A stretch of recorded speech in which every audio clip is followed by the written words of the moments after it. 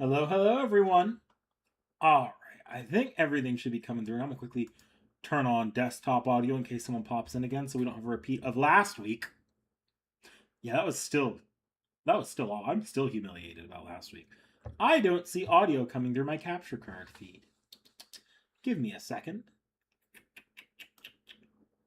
There should be good audio coming through.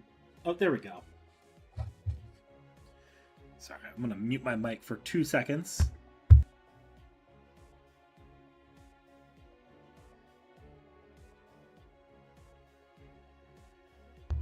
All right, now I should be back on. Okay. So, yeah. Oh, can you... Yeah, you guys should be able to hear me. I'm seeing my mic is active. And if you guys could hear me shuffling around, I apologize. I thought I muted the mic for a second there, but the point was just so that you guys didn't hear it shuffling as I moved it away, so I can have a little bit more slack on my capture card cable. How's everyone doing today? So, since last stream, I talked about this in the Discord for anyone that's in there. I actually did manage to get all of the Flowers of Ruin, or was it the Flowers of the End? Whatever they were called, that I needed for C.I.E.L. C.I.E.L. is now 10, 10, 10, level 100. Still haven't made much headway on the append skills. They're like at like 5 and 5, the two of them that I have. They'll probably stay at 5 and 5 until I have time to go in and do gem grinding. Probably after this event, after I've finished grinding out all this entire event. I did do a little bit of out-of-event grinding, though. Because we are partway into this event, partway into tonight, going to shift into doing doing at least one interlude while we wait for the next story drop. I've already picked which interlude we're doing, too, because I need the guaranteed drop from the interlude for Zufu. So, we'll get there when we get there. I'm doing alright. This is actually the first stream in a long while I've done... gaming wise, where I've been getting out of a day working in the office, because I work in the office Wednesday, Thursdays, and so this is a little bit weird for me. I'm trying to keep energy up, even though I'm actually a little bit more tired than I normally am coming into these streams, but I think we'll be fine today. We'll be fine today. It's always I have to start doing these a little bit more, because otherwise I really can only stream once a week if I don't do these, and it's I'm sure it'll be helpful for C.I.E.L to be able to occasionally claim Mondays. I can't really say what I do for work, so I'm just gonna generalize it and say I'm primarily working customer service, phone calls and emails.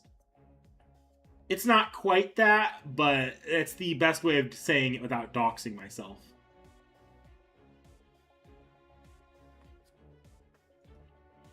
Roll for 3 servants of the next year: Tolok, Typhon, and Olga. You have a week for Tolok, unfortunately.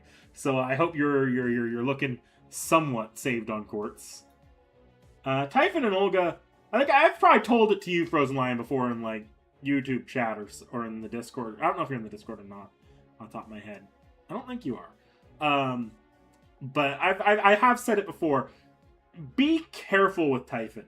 There's a pretty high chance Typhon takes Richard's place as the New Year's servant this year, because there's that theory going around, and it's a pretty strong theory, that they'll drop the Strange Fate collab in April-May, where the normal collab spot is. I don't actually hate that theory, and if they do that, they have to find somewhere for Typhon to release, because Typhon is a bonus servant on that list. Frozen Lion 2 on Nigerian Prince scam understood. What?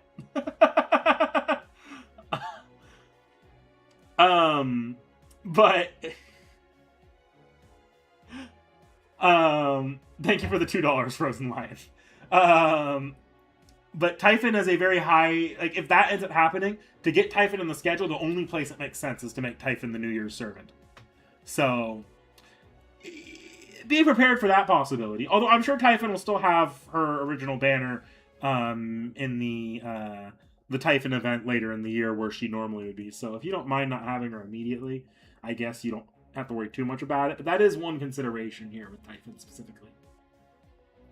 MHXX Alter.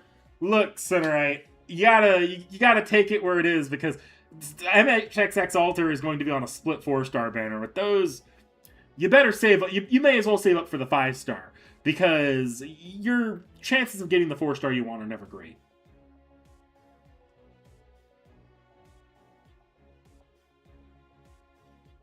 Oh. Look, sometimes it feels that way. I'm not gonna lie, but no, I'm never. I'll say this: if that's ever an actual concern that I might be unethical, I'm never actually asking for money over these calls. Never, not once.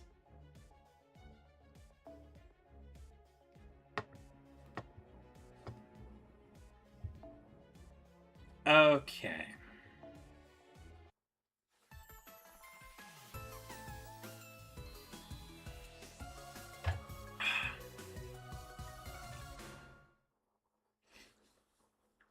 Now, if you just tell me the last 5 digits on your credit card. No, it wasn't offensive, Frozen Lion. Oh, hi, Sonoriku. Oh, I should be able to find all sorts of rare and unusual tea leaves here. What a treat. Me every time I travel? Speaking of treats, Lord Riku, please don't forget to also pick up some dried fruit to go with them. Oh, I'm sorry about that, cursed tree. That sucks. How does it die again in only 2 months? Did you leave the headlights on or something? What a wonderful selection of medicinal herbs. These could be just what I need for that new elixir I've been cooking up.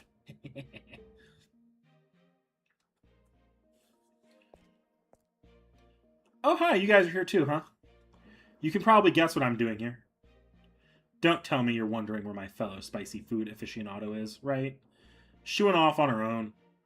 She said something about how such mild spice couldn't be all the world-famous Spice Sook has to offer. Then she went off to see if he could find anything. Then she went off to see if he could find anything spicier in the back alley stores. She's probably infiltrating some secret spice shop right now to get his hands on the hottest seasoning he can find. Anyway, if you see her, give him my regards. What in the hell is going on, Aris? Why did you just jump between pronouns rapidly?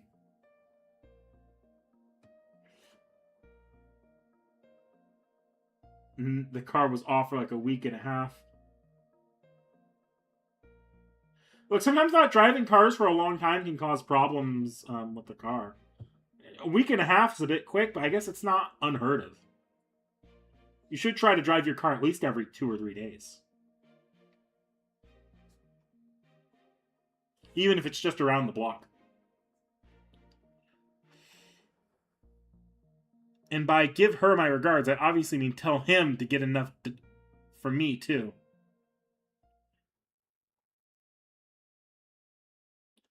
This weekend, relax. Because next weekend's going to be a rough one. Actually, no, I do have a plan this weekend. There's going to be a build stream with Vorn on Saturday at probably around noon to 1-ish. I have to talk to Vorn again, but that's what the plan is.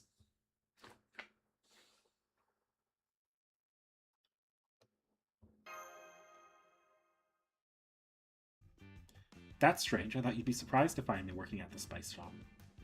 And yet you're looking at me as though it makes perfect sense for me to be here. Well, yeah, I think we have a pretty good idea of how you ended up in this position. So what brings you to this shop? What else? We're here to buy spices. Do you have any particularly truly premium spices? Something worthy of a royal figure like myself? This shop carries nothing but spices, so yes, of course we do. Particularly premium and worthy of royalty. How about this? And now the real battle begins. Well, this is not a rip-off per se, but it's still far higher than it should be. Lower it. Right into haggling, then. How foolhardy, even insolent.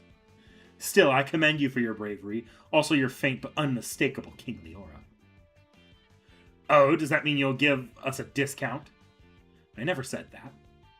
I am Amor, the goddess of love and judgment. I am one of the chosen few who excels at asset management. You excel at asset management? From love comes marriage, and from marriage comes the managing of assets. and there aren't many others out there who can wield a balance sheet like I can. So if you wish to make a request of me, you should know what I'm going to ask in return, right? Art thou prepared to undergo my trial? Trial? Sorry, I'm like, trial. Bright, so bright.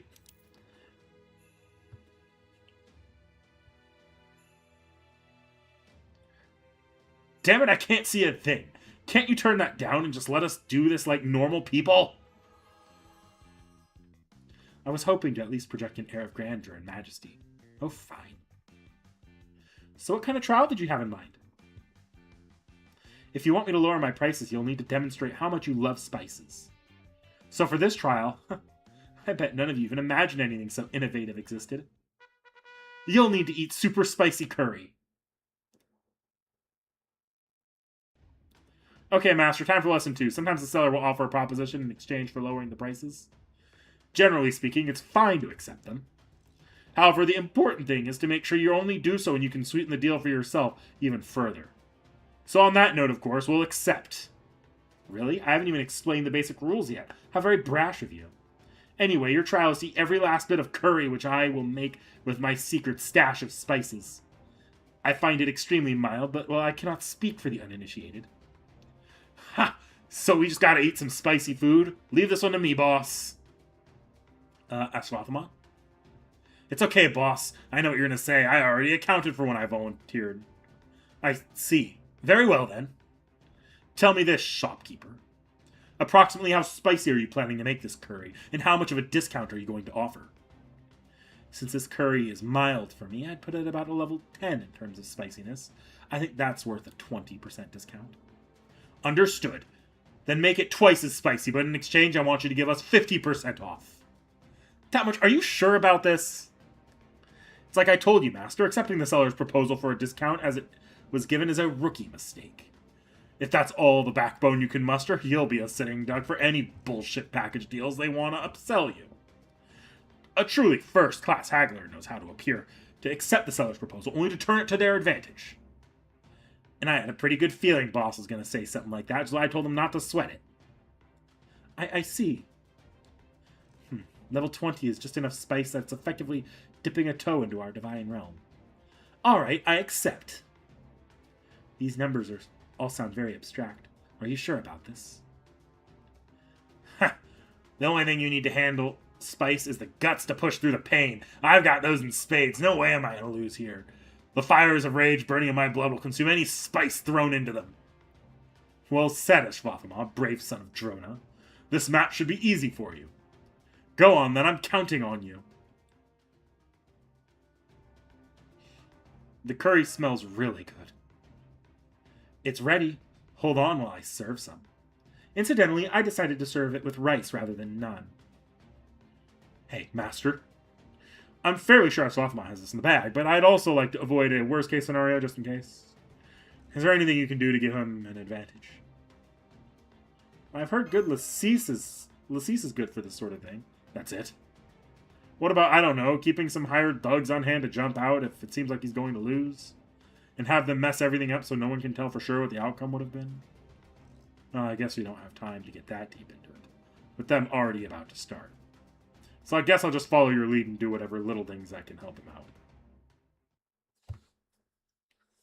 out. Yeah, definitely not. Okay, it's ready. Time to dig in. Ha! I've had my share of spicy curry. Who do you think invented it?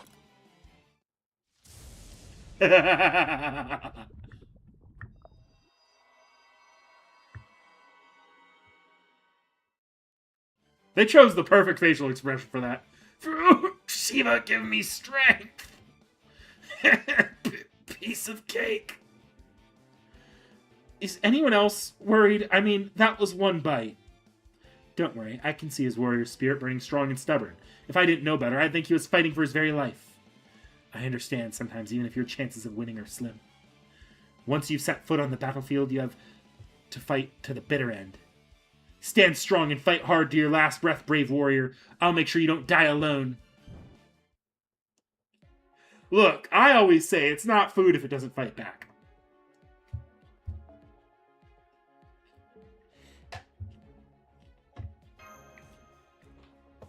C.I.E.L would be very helpful right now. Or Arisu was just around 2 seconds ago.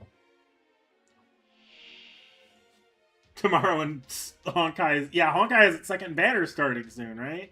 I guess it might already be started. I've seen some interesting stories about that, about what Honkai's event is. I've heard, what is it, like a strange fake instead of a stay night thing? From the glutton of people playing Kingdom Hearts for the first time, discovering the plot. Kingdom Hearts is an interesting plot. I don't actually think it's as bad. A lot of like Kingdom Hearts plot is incomprehensible. I don't think it's incomprehensible. I just think there's so many entries. It's hard to it's just a spin-off issue.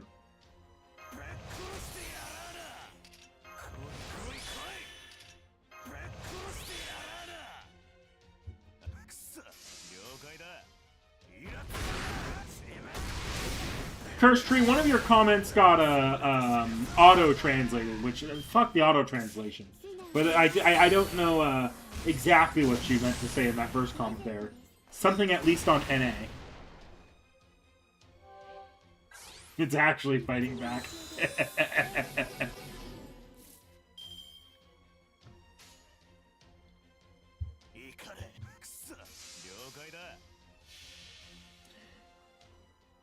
Oh, Eastern.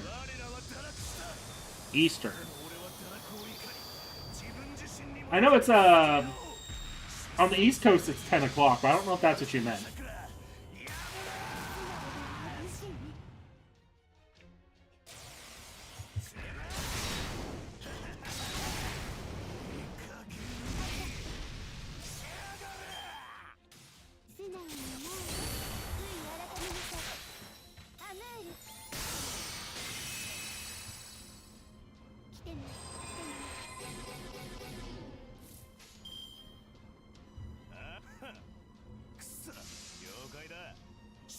Oh.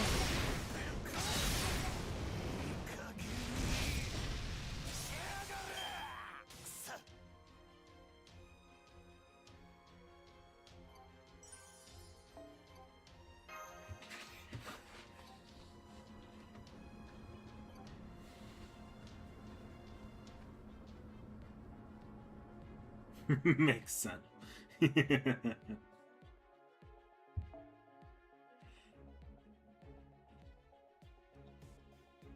An archer, huh?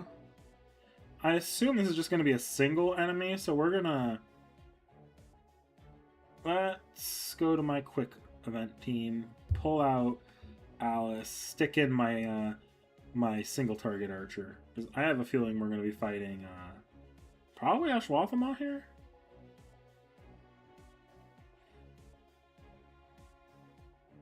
I should just filter by level. She should be in the 90s. Yep. Are you... I think I swapped you out properly, yeah.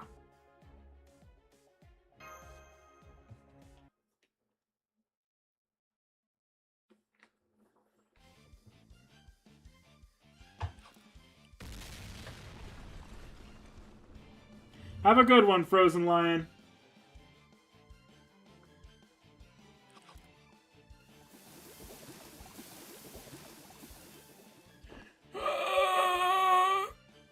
That all you got?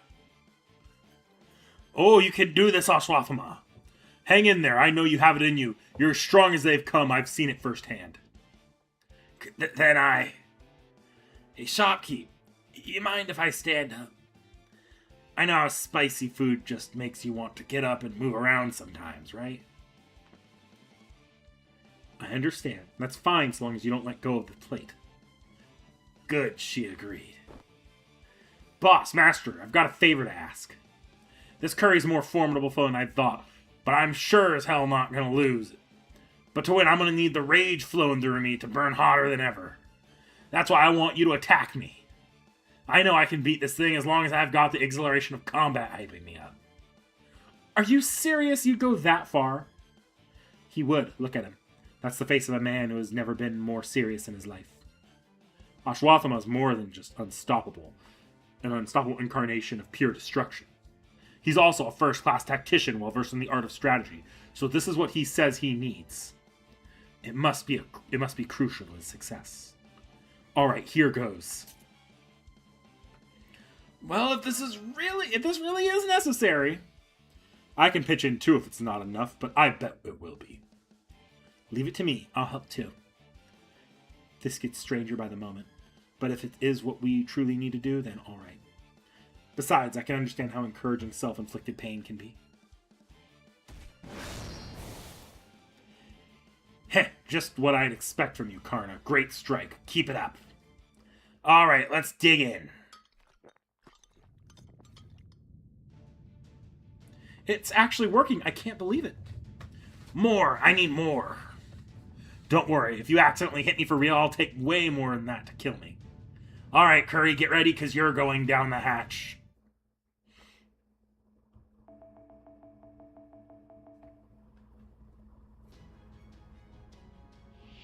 Yep.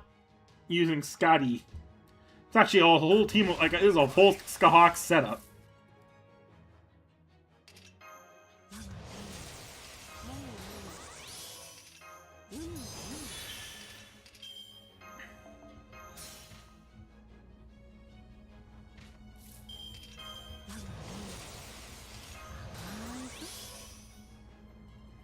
Do I? No. Do I pop that, though? Go for the burst damage. Do I have a good setup for that? No, I don't. I'm going to hold off on that. You should be 3 turns now, right? Yeah, you're good for this. Okay. That's a 30% battery. I don't want to... Do I pop C-stars? No.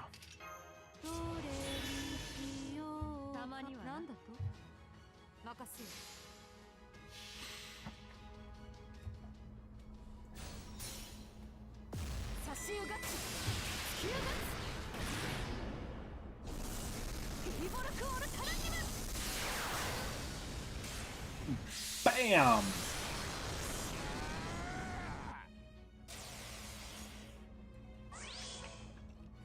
Look, he said hit him.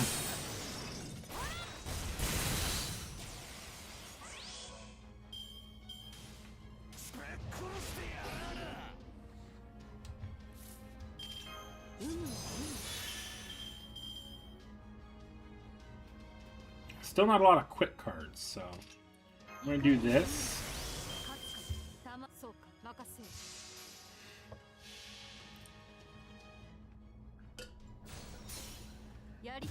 You're right, it is only 20%.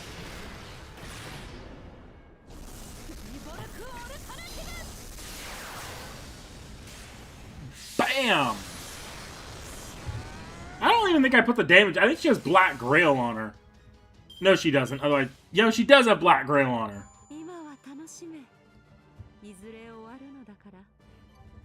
Do not know how to deal with a spear. What do you mean by that, cursed tree? Like, don't know how to swing a spear, or don't know, or poke a spear, or don't know how to get poked by a spear. Bravo! You did it. You ate the whole thing. All right, way to go, Ashwafama. I knew you had it in you. Though not without taking its toll. Damn it, that all you got? I eat spice like this for breakfast. Incredible, he's sprawled out on the ground, but he's still digging away at the floor with his spoon. That's Ashwafama for you. He's got more guts than anyone. That was a fine show of appetite indeed. In fact, it's made me a little peckish myself. As promised, you may now purchase this deluxe spice set for half price. That's the blood, sweat, and tears discount. Thank you for shopping with us. By the way, if any of you happen to know where I can find some top secret ultra spicy seasoning, rumored to only be available in the city's blackest of black markets, I'd be most grateful if you told me. Oh, not to get hit. Yeah, 100 special is very busted. There. The world's finally starting to look normal again. Thank you for putting yourself through that. I never knew haggling could be so dangerous. I may have employed some unusual tactics, but this now makes 2 successful negotiations in a row. In fact, I'd say I've demonstrated the principles involved masterfully. But it's me, so that's no surprise. Now we can go to the next event, the old soak, in peak condition. What did he mean by that?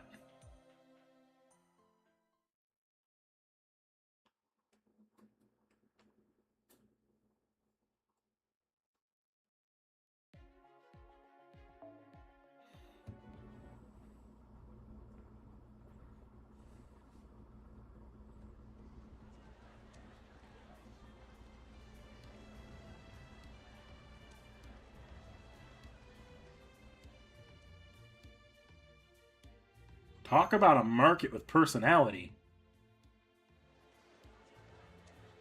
It's Habitrot and Miss Crane.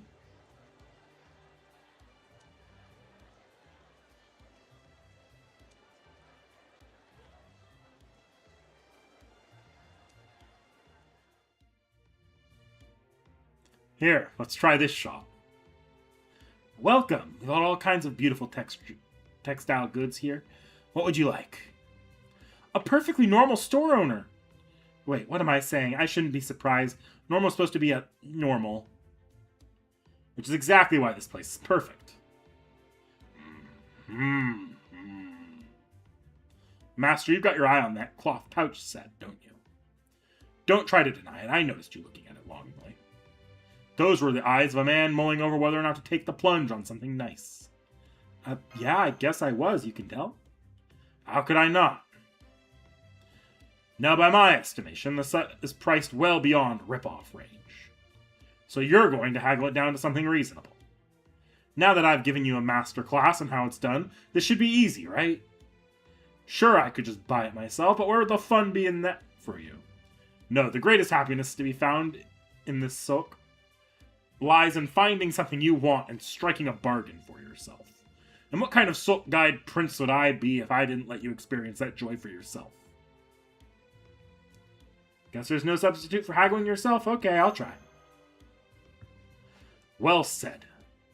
Just don't forget how kind and considerate I can be, even after you go back to Chaldea. Oh, so you're interested in this pouch set, sir? Very well, I can let it go for this much. How does that sound? Surely you must be joking, sir. I'd go out of business if I let my wares practically walk out the door like that. This is the best I can do. Still not enough? You're good.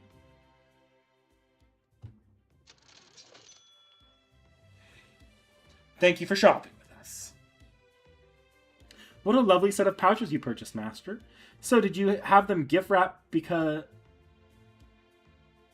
These are souvenirs for Da Vinci, the director, and the rest of the staff. What a lovely idea. I'll have to try looking for some souvenirs myself if I could find some time. Every soak we've been to has such wonderful things for sale, haven't they? I know what you mean. I wish I'd stocked up more on chocolate dates while I had the chance. The ones I bought earlier are almost gone. It's a very good market, full of life and laughter. Cutting-edge buildings like the Dubai Mall are great. But there's just something about seeing all these historic shops lined up that just warms the cockles of my heart. Very well, you've got a deal. Thank you. My impeccable negotiation skills pay off once again. A beautiful white cloth acquired at an absolute steal. Now then, Karna, come here. I've got something for you. I happened to find this very nice cloth at the store here. If you add it to your summer outfit, it should shield you from the sun and sand. Here, put it on. My aesthetic sense demands it. All right, thank you.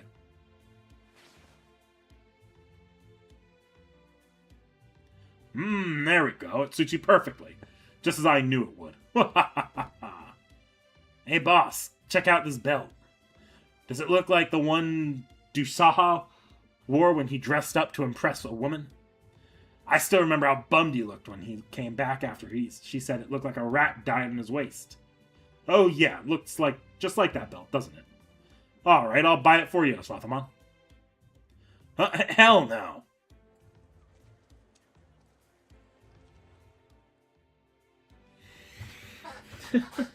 Tenochtitlan was right. It may be our first time here, but there really is something nostalgic about this market. There's so much energy there, but It's also just kind of relaxing. I'm not sure how it manages to be all those things at once, but it does. I hope I can hone my haggling skills to the point I can go shopping on my own one day.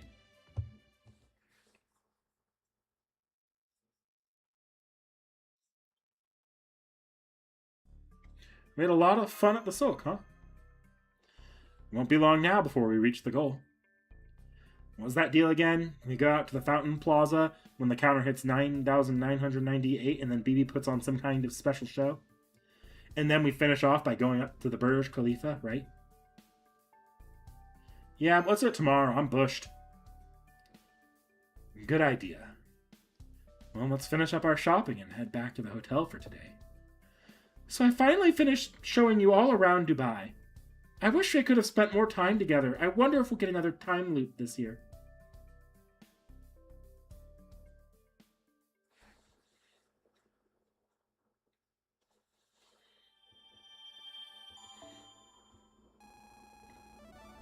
Alright, I need to see if this unlocked any special episodes before we move over to doing interludes. Yes, it gave us another section here, another free chord.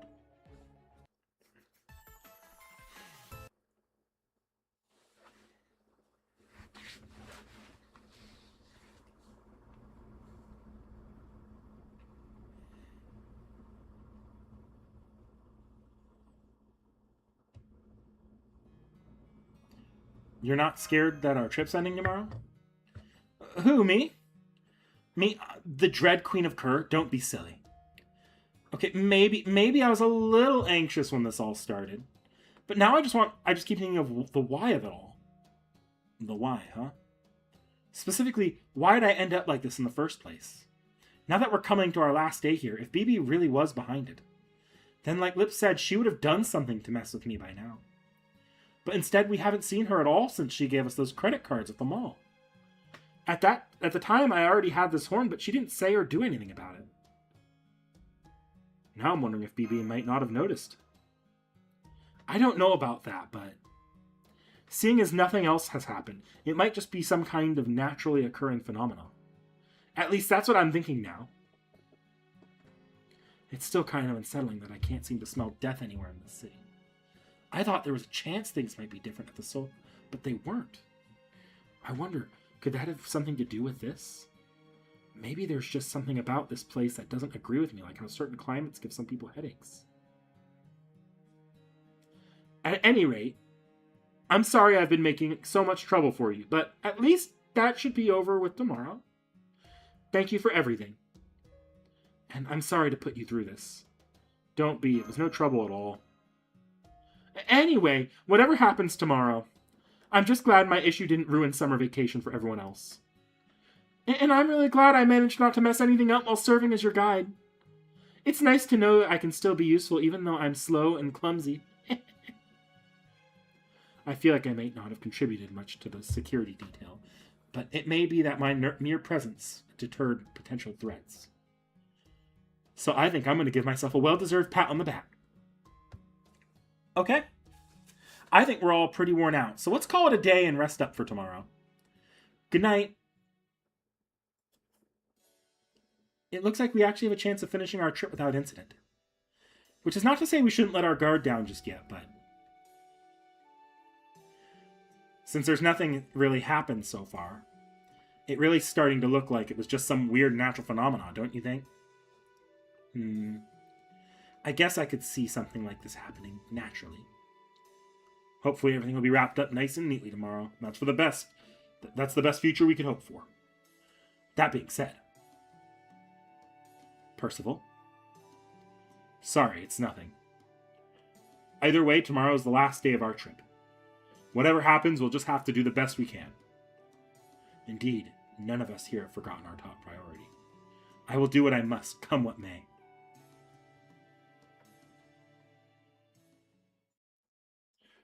I've been going for about 370. Have been going on for about 378 days. Yeah, that Honkai Star Rail fake collab banner has just become its own exclusive thing, or separate thing. I think just like its own permanent thing, basically. Does it give any indication when it's going to end? Who's there?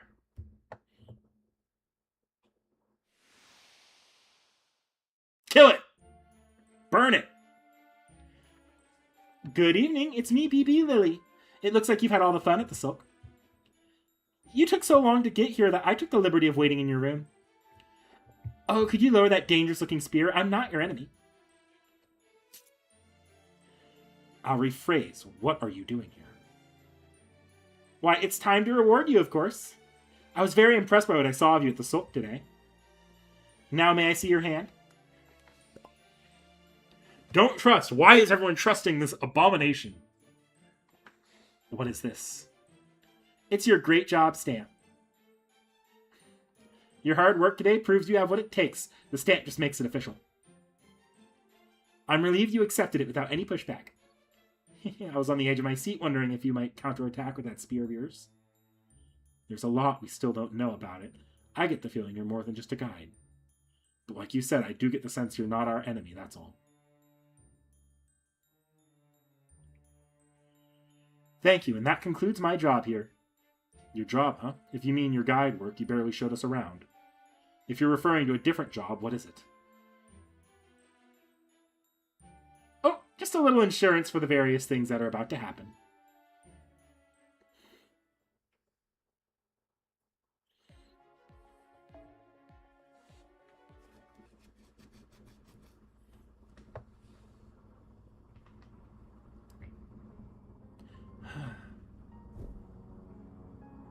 I'm not worried. I'm not afraid. I'm just curious.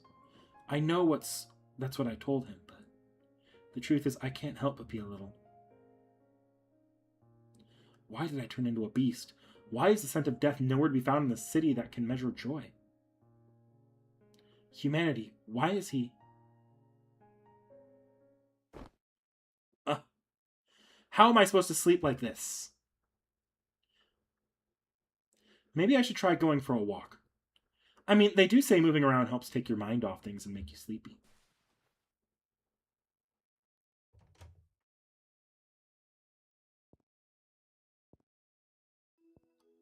Slowly. Slowly. I really don't feel like seeing anyone right now, so... Oh, I know. I just remembered this hotel is a gym. Perfect, I'll go there and get some exercise and clear my head.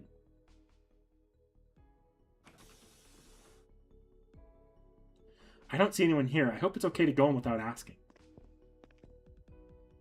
Why are you at every gym in the city? We're here, and it's perfectly okay. Yeah, this gym is for hotel guests. You're a guest, so it's fine. As for us, we're part-time personal trainers. We usually work at other gyms, but today we're on duty at this hotel. You can just call us guy and girl, respectively. Okay. So where would you like to begin? The bench? Dumbbells? No, I can see from the look on her face that she's here to clear her head. The treadmill is what you need. Follow me.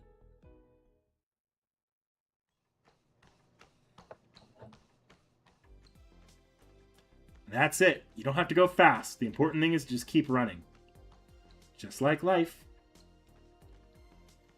I don't understand what they're talking about, but this rhythm I've got going is helping clear my head. I love your hat, by the way, though it does seem like it might be getting in the way right now. Even so, I'm not taking it off for anything. Besides, it's basically my treasure. That's great. It's not often people find real treasure in this city. It's been a very long time since anyone brought or bartered for anything, too. Now that anyone can get what they want when they want, treasure just doesn't mean what it used to.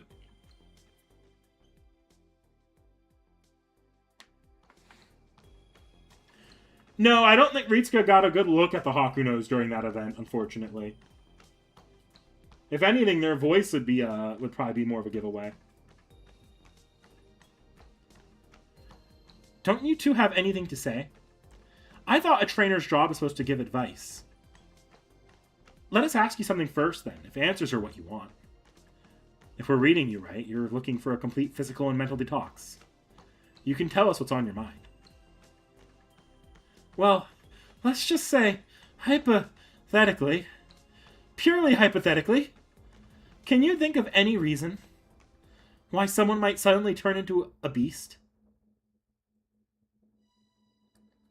What am I saying? Should I really be talking to these people about this? Why not? Both my body and my head feel so warm and light right now. I'm not sure why, but I get the sense I can trust them. They remind me of the feeling you get when you're hopelessly lost. And then you look at the night sky. You see nothing but the empty blackness of space and unfamiliar stars. But then you see the pale blue light of the moon shining down on you, just as it always has. And you remember you're not alone. I see. So you're worried about this someone has suddenly awakened some sort of bestial nature hidden deep in their DNA. Well, don't worry. That's not the only way something like that happens. Yeah, there's probably some external factor at work, like an accidental collision from another realm or something.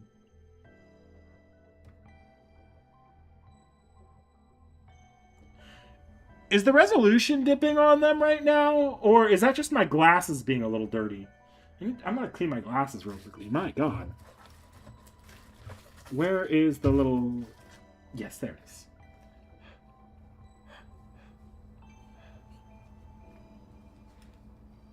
Okay, it's the game. That's what I thought. It's throwing me off.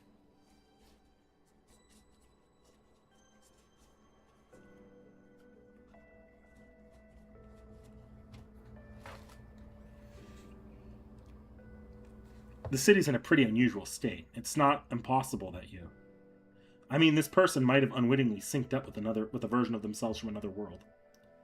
It could be a form of interdimensional quantum entanglement, or it could be something else entirely. But either way, it doesn't make it your fault. In any case, as long as you don't approve of what this beast is about, I think the synchronization will fade on its own. You're saying you now. Whoops, sorry, purely hypothetical, obviously. So it'll go away on its own. I see, that's great. Really great.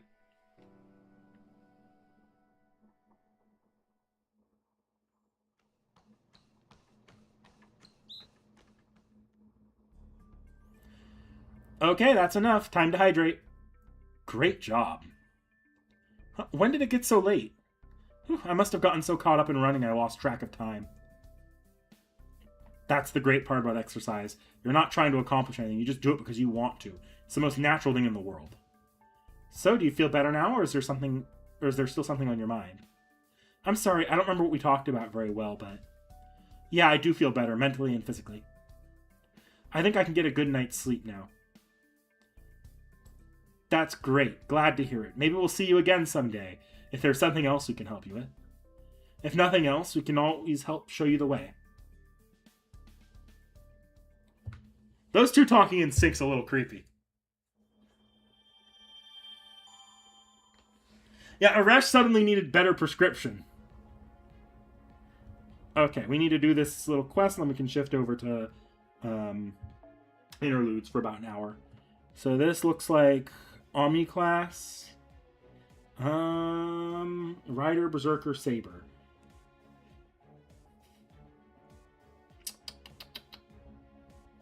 I guess I could just do the C.I.E.L. I haven't done any quests with the C.I.E.L. now that she's maxed out.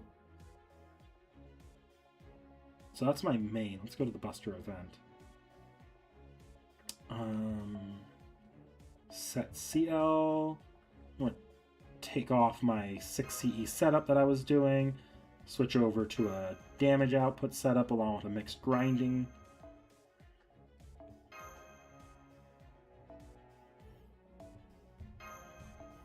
And a servant that I actually need bonded.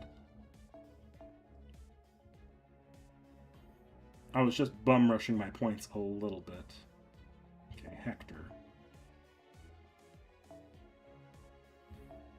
Let's do that. There we go.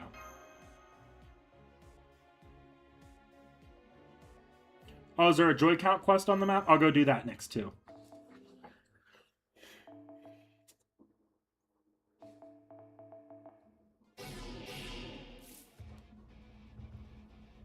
What effect did they just hit me with?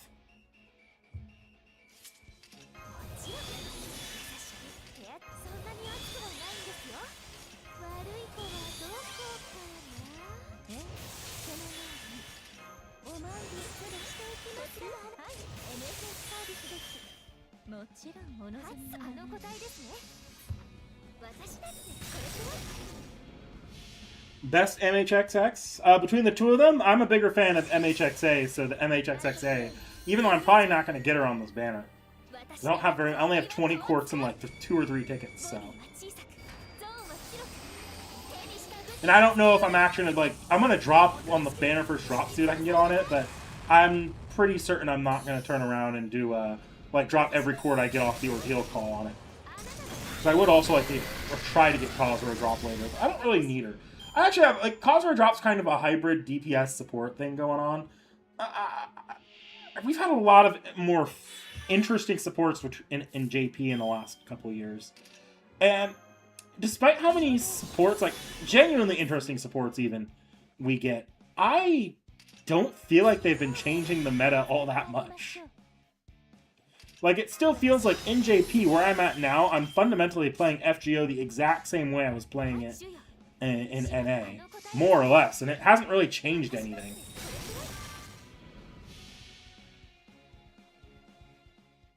Two girls from Demon Slayer? Yeah.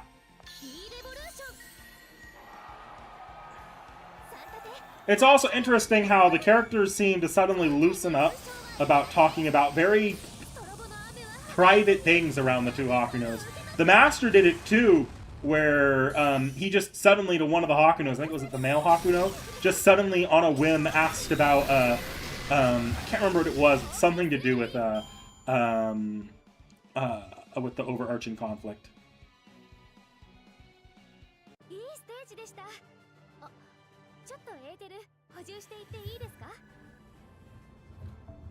I assume that's probably part of the story to some extent, but it also could just be contrived. Yeah, these are very completed characters. They make people feel comfortable to talk, including your main character.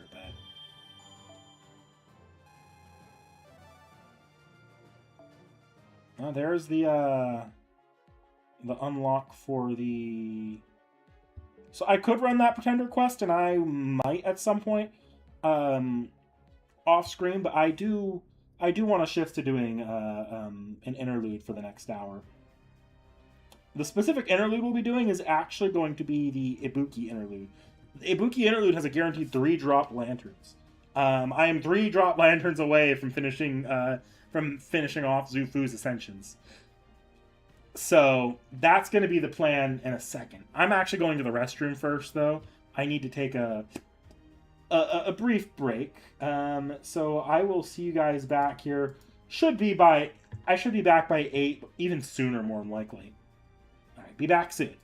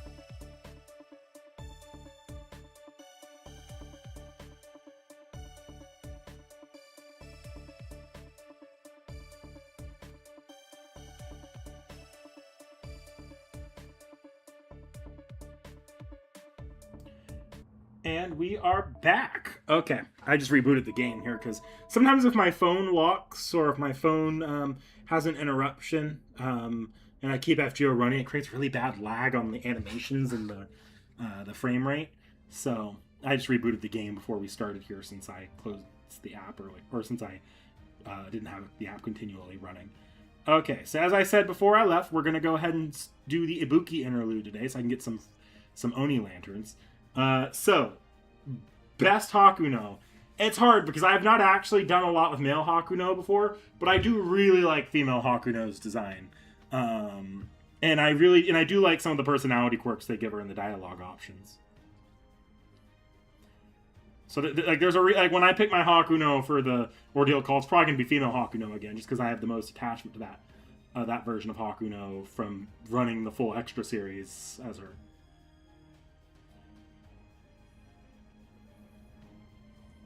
Where is Ibuki? You're in here somewhere. I saw you earlier. There you are.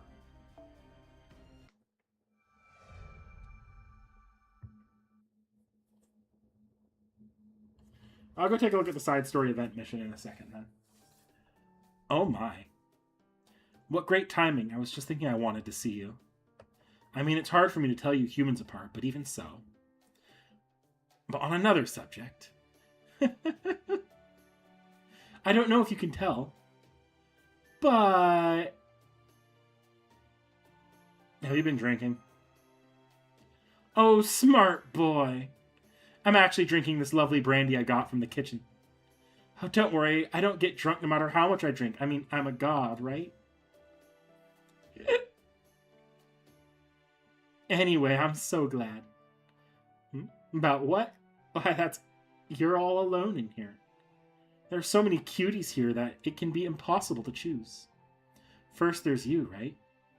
Then there's MASH and Da Vinci too. I just so love such hard workers. Minamoto no Raiko's lovely too, and Chiome is just the most adorable little thing. Oh, and then there's that Percival. He looks yummy too. Dare I ask what kind of metric you're using? Do you have a type, Ibuki Doji? A type? Good question. I'm not sure how to answer that.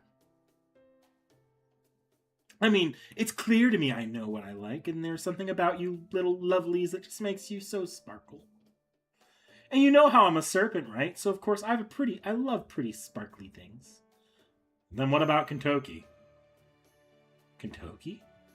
You know, the golden guy? Oh, you mean Sekiru's boy, the blonde kid. You just don't see many children of dragons and mountain witches. And he's the one playing at being a guardian of the human world, even though he's barely human himself, right? He's a hard worker, too. I love him. Do you think shooting Doji might have anything to do with that? Who's that? Shooting Doji. That's what you said, right? Hang on, give me a second. I feel like we've had this discussion before. I think it's coming to me. Shooting Doji is... Wait, don't tell me. I've almost got it. It's right on the tip of my tongue. You're talking about that haze, right? The haze I sometimes see in the hall? The one I can barely make out? Out of the corner of my eye, it always looks like a shadow, but if I try to look at it directly, it's just a haze.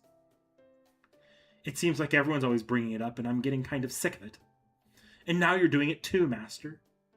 What even is this haze, anyway? I think it's a different aspect of you. It's not quite like meeting the same heroic spirit with a different spirit origin. Is that so? Look, Master, I know I've been drinking, but I still have to say this. It's important, so listen close, okay? I am me. I'm the one you're talking to right now. Right? So, don't you think it's unfair to talk to me about other girls? Well, don't you? You're kind of in my personal space. Sorry, I can't hear you. You're going to have to speak up. Here, say it right into my ear. Don't worry, this is your room. There's nobody here but us. Go on now, let me hear those sweet, sweet nothings. Oh boy, this is bad.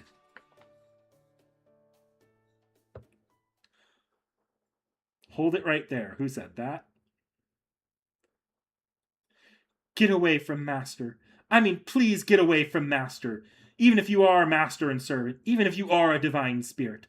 There are still protocols that must be observed, even between close friends. No, especially between close friends. Isn't that right, O divine spirit Ibuki Doji? What do you think you're doing? Raiko and Kiyohime? With all due respect, I must remind you that you are a divine spirit. Furthermore, while I am aware this is an incredibly rude to say to a divine Mitama such as yourself, I'm afraid you've left me no choice. This is unacceptable. Such spirit. You're really serious about this, aren't you? That's amazing. So you two mad that I was teasing Master? Is that it? I see. So that's what this is about, huh? Now I get it. Looks like I had it all wrong. I mean, you're adorable, Chaldean heroic spirits, the very best humanity has to offer. I thought you were all good little boys and girls who would never get angry like this. I guess I was mistaken. I'm sorry. It's quite all right, as long as you understand what you did wrong.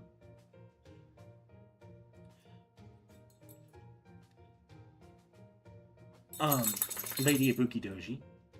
Yes? I appreciate your apology, but I cannot help but notice you still have your tail wrapped around Master's waist. Why is that? Oh, this? Gosh, it's kind of embarrassing to say, just don't tell anyone else, okay?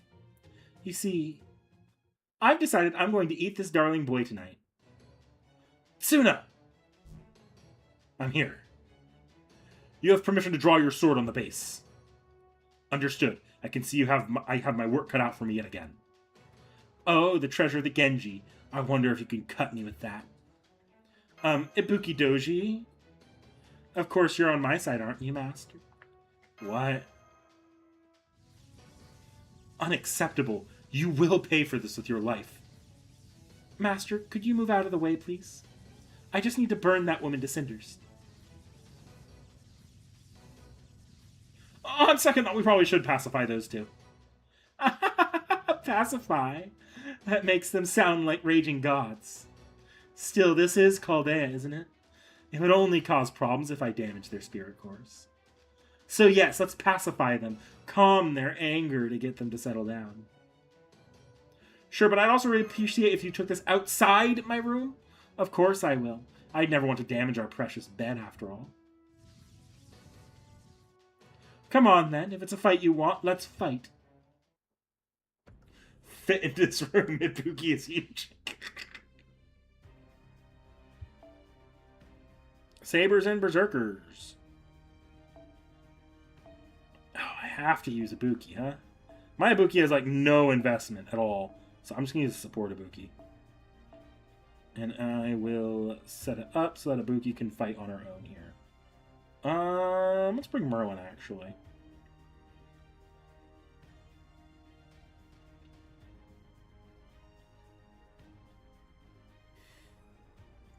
Okay, where is my bond CEs?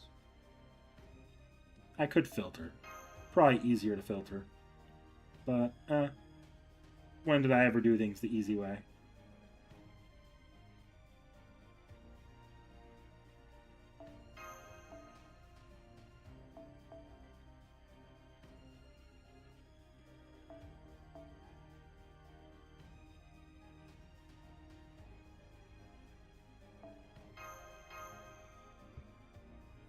That's actually literally helping nobody. I should have all of the bond CEs, so there should be another one down here.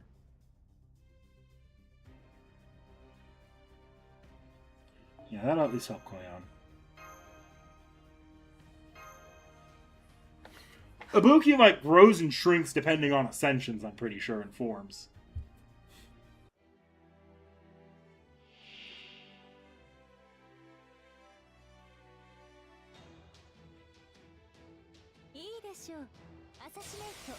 But yes, Ibuki is a bug woman.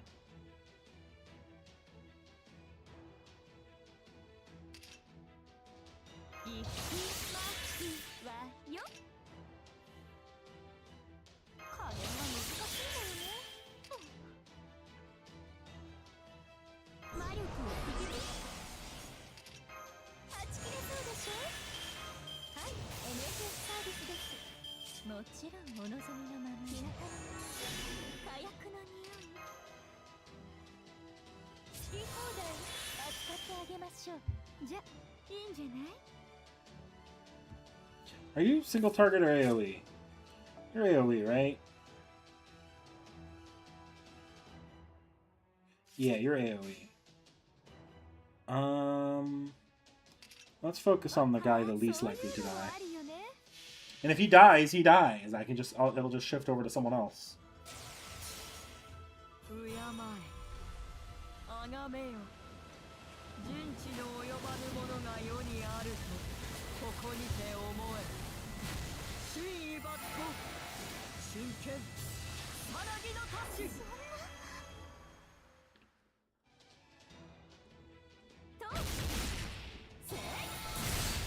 Man, I missed it. I'm pretty sure it was a 90% crit.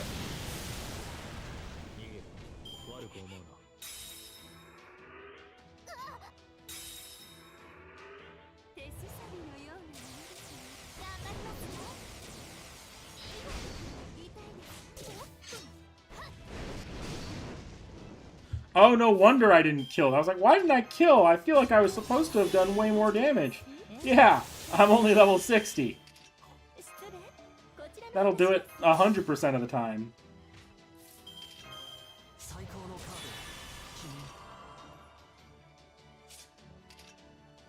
That is going to up critical strength. We're just gonna pop everything here. Is it inefficient? Yeah, but it should let me get this kill.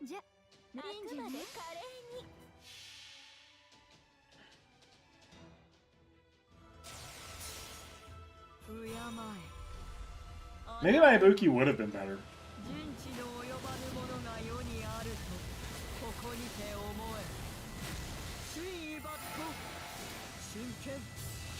I should put some investment in my Ibuki at some point, I think.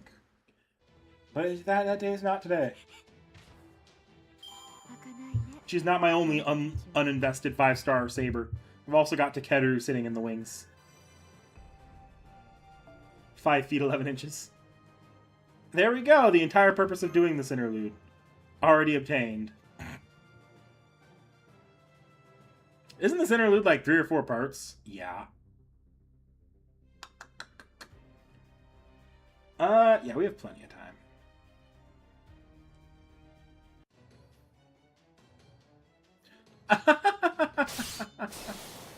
Truly a formidable opponent. It's as if she alone wasn't enough. Where did those Orochi come from? Orochi! We'll never get through Lady Ibuki with so many of these in the way. Master! Look, it's all about coming up with a plausible justification in case Miss Penny Emma shows up. If you can just buy me 30 seconds, I can make it look like I was investigating a newly discovered minute singularity. Okay, I got it. I just gotta smile and nod, right, Fox? Oh, it's a... Huh, what is going on here? What the hell is this? Whoa, Orochi! What are those things? I thought we weren't allowed to let divine beasts roam free in the wandering sea. Kentoki, perfect timing. Hey, Raiko! Lady Ibuki is out of control. Master's life is in danger. We're surrounded by these Orochi, so I need you to rescue Master. Is that clear? Uh-huh. Raiko? Raiko, Kiyohime, are you serious about this? Because you look like you're ready to kill someone. Oh my, out of the frying pan and into the fire. Now things are really getting interesting. What do you think, Master? I think Kentoki and Tomo may be willing to listen to You think so? I don't know. I still want to play some more. So I think I'm just going to break through them. You come too, Master. Damn it, we're inside the base here. Can't you hold back a little, god of Ibuki? Oh, why do we got to beat up Foxlife? Are you going to make me grab another Ibuki? Yeah. Okay. That damage was awful. We're not doing that again. I don't care that my skills are kind of garbage. I have enough steroids to make up for that. Not enough stats, though. Yeah, another one of the big three yokai of Japan.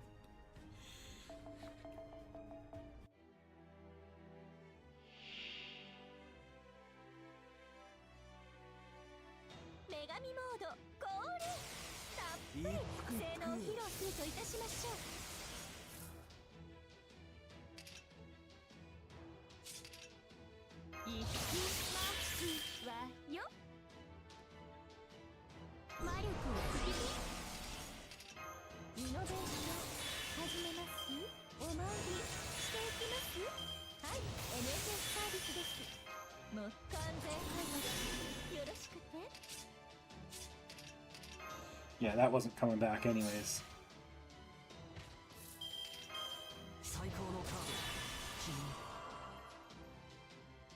This should hit a fair bit harder than the last round did. And I'm then going to be sitting with a fair amount of NP I can pop off.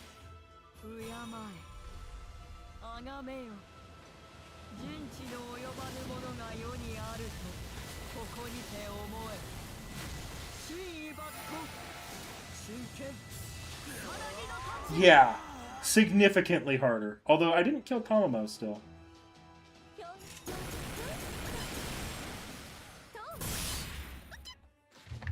Ouch.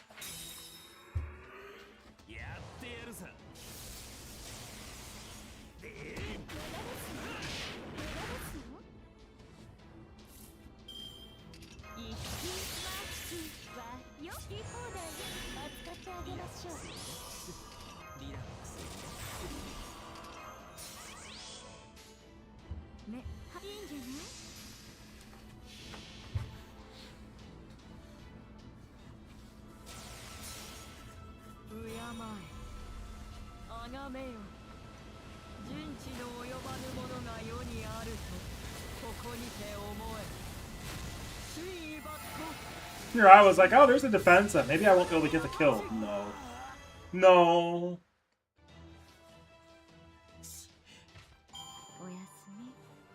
Okay, Ibuki's pretty good. That was an unskilled level 90 NP1 Ibuki. With no sorts of damage bonuses.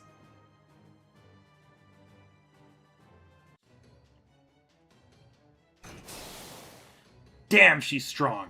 Feels like I'm slugging it out with a goddamn mountain. And if that wasn't bad enough. We got even more Orochi here now. Ah! Wow, you handled those Orochi all by yourself. You must be... hang on. Sakata Kintoki. You're Sekiryu's boy, right? I still can't believe he went and fathered a child in this world. Wow.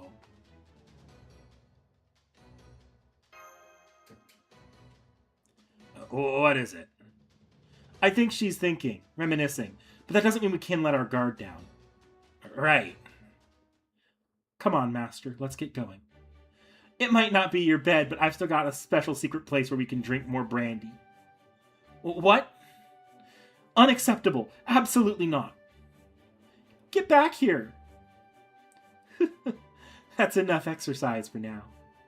Bye-bye. She's fast. Is she gone? That wasn't teleporting. That was just rapid movement. That can't be easy for a human like Master to bear, but I'm sure she's doing something to mitigate that, probably. So does that mean things are okay now? Don't be ridiculous. We have to find them at any costs. Tsuna, Kintoki. Understood. Ah, man. Otakemaru or Sutoke Tenno as a third member of Japan? Nope, neither of them at the moment. Before we roll them.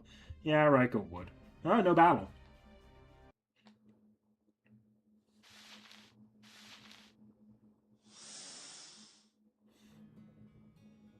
Hmm? What are you? A bear cub? A wolf pup?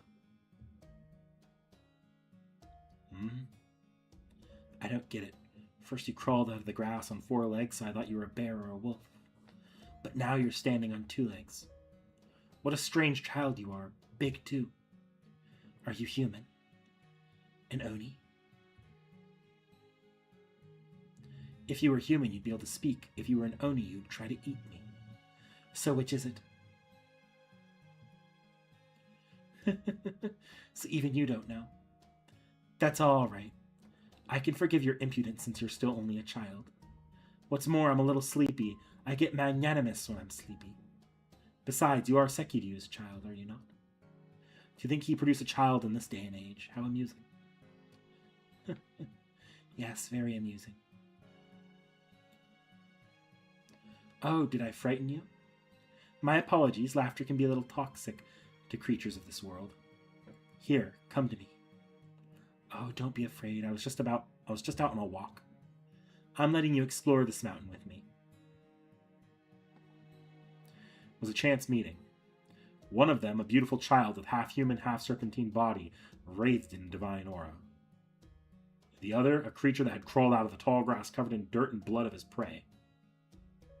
No matter how much the creature growled or bared his fangs, the child paid it no heed. Instead, she simply kept speaking to him. After a while, the creature cozied up to the child and began walking by her side.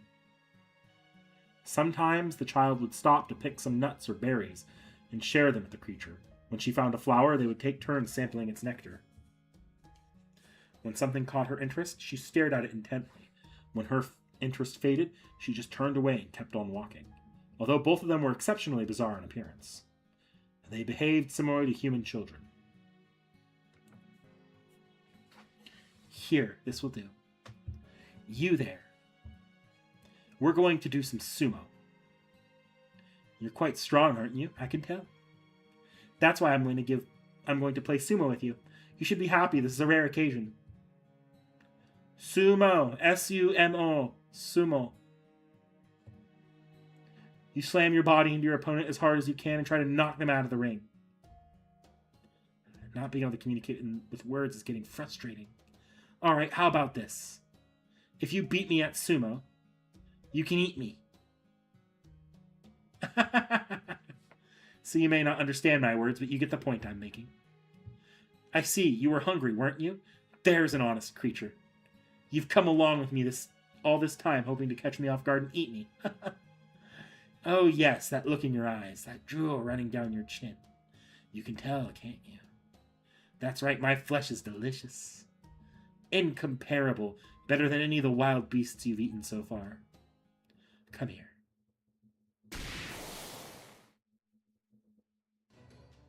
As soon as their eyes met, the clash began.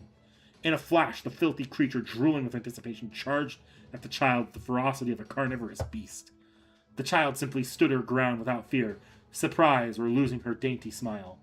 Had a strong adult male attempted to meet this charge in a similar way, his arms would have snapped like twigs and the creature would have punched a hole through his torso. But weak. With a single word, the child gently lifted the creature over her head and sent him flying off behind her with but a flick of her wrists. I win. Now don't look at me like that. It's not as though this is the end of the world. Hey, you. You've never met a human before, right? I'm sure you've never met an Oni before either. Nor have you ever eaten something shaped like yourself. It's a good thing you met me first. You see, I'm in a really good mood just now. So I'm not going to kill you, so I forgive you for everything. I forgive your insolence and your ignorance. I'll even let you continue living your life in accordance with nature's laws. And while I'm being permissive, I'll also give you both a curse and a blessing. I forbid you to eat anything shaped like yourself. Be it human, Oni, or what you would consider the most delicious kind of meat. You'll never get any of it. Your luck ran out when you ran into me. Serves you right. What was that? You think I tricked you. Don't be ridiculous. It's not every day I hand out a blessing or curse, you know.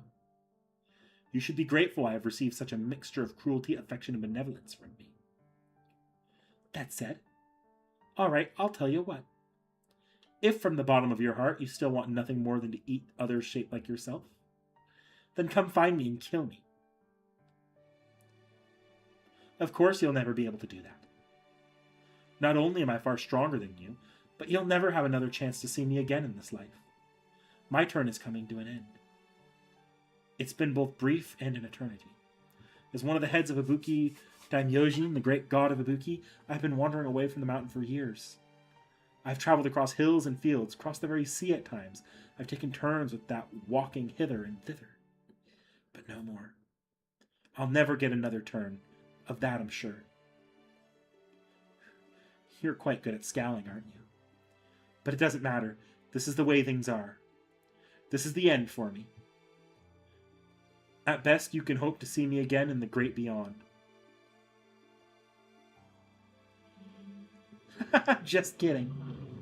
Unfortunately for you, there's no way I'd remember anything so trivial as this. Perhaps I would if I was a sword-wielding grown-up me. But then I wouldn't be me. Never mind that. Remember this well, brat. Do not ever forget this blessed curse of mine. You can forget about me, but not about that. Understood? All right, then.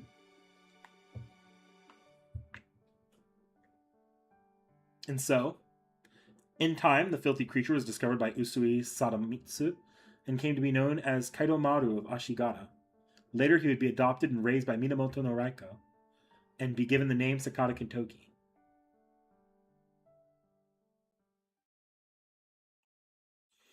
Oh, that's fun. I didn't realize that they actually gave us the story to Kintoki and Ibuki's connection. I don't know if the Hand Kill video wouldn't have come out yet. We actually talk a bit about that and about how they very clearly had stuff they imagined they wanted to include, or not that they wanted to include there, but they've sort of had drawn out for that backstory that they didn't put on screen there. It's interesting that they actually put it in this interlude. Oh, you're awake. Sorry for making you join me for my dinner drink, too. I only meant to have you pour for me while we were hiding away. I guess I didn't realize how much I ended up drinking. And before I knew it, it was after midnight. No wonder you got so sleepy. It's okay, you can go back to sleep. I'll bring you back to your room before morning. I had a dream. I think it was your past. Oh, really? I don't know if you know about it, but you should. Is that so? You certainly seem confident. Have you had dreams like that before? I'm sorry. That's not what I meant to say. Would you mind telling me about it?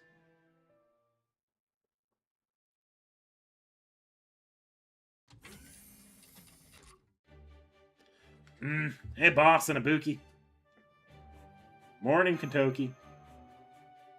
Morning. Glad to see you're all right, boss. You had me worried. Hey, Blondie.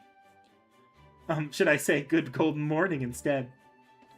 Oh, hey there, god of Ibuki. Listen, I gotta ask, where'd you go after you disappeared yesterday? Boss Raiko had me searching the whole base for you top to bottom, and I couldn't find you anywhere. Oh, don't fret about that. It's my little secret. Besides, Master's okay, right? So just don't worry about your pretty blonde head. Yeah, I guess. Wait, this is important. Huh? What is it, God Ibuki? Why'd you clam up all of a sudden?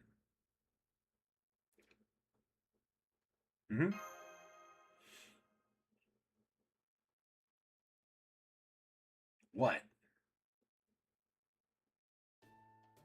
Guess I have no choice. It's not as though as I remember perfectly now, but I guess I am technically responsible. So I've made up my mind. I'm going to fixate on you, Sakata Kintoki. Huh? What'd I do to deserve that? However, don't forget, Master is still my number one fixation. Your second, no, maybe third. Anyway, just remember that, Kay? Huh? Oh, I feel much better. I guess I didn't realize how nervous I'd been, and at my age, no less. I think I'm gonna relax in the basement. Bye, Master. Bye, Kentucky. I don't get it. I really don't get it. Did she just challenge me to a fight, or was it something even worse than that? I'm sorry. Huh? What in the world's going on here, Master? Suitin? I'm not sure how to say this. I haven't heard anything about it, and I really don't know what it means myself, but... Well, what is it? I noticed some sort of haze clinging to the blue-eyed brawling brat now. But that's all, right? That's nothing to do with me. Say why you're trembling like that, Ibaraki. Are you cold? I see. No, I'm definitely not cold. Definitely not cold. Then, it's fine. Everything's fine. Yep. Silly Ibaraki.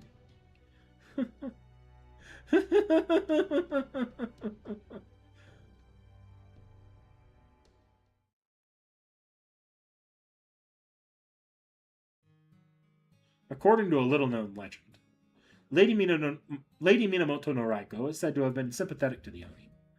Although she performed her role as the guardian of C.I.E.L perfectly, she held no personal hatred for them. Perhaps it was because she had her own Oni side in the form of Ushigozen. Or perhaps it was her deep love for Kentoki, who was himself born to inhuman parents. We will never know for sure. What we can say is that at one point, a drastic change occurred in Lady Minamoto no Raiko. All Oni must perish. All Oni must die. All Oni must be slain where they stand. All Oni must be swatted like insects. From then on, Lady Raiko became a fearsome Oni killer and hunted them tirelessly, mercilessly. There are a number of theories as to what instigated this change. It may be that the Oni of Mount Oe finally decided to come down to feast on humans. It may be that Lady Minamoto no Raiko finally realized the duty she bore as the guardian of the human world and decided she must exterminate all Oni in order to fulfill it. Or it may be that she learned Shuten Doji, the leader of Mount Oe Oni, had known her beloved Kentoki since he was a small boy. I, Fujiwara no Kaoruko, cannot possibly say for sure which, if any of these, is the truth. But I have my suspicions. The end. Excerpt from the Secret Diary. Aw. Man, I gotta have Seki read that one. Seki would love that one.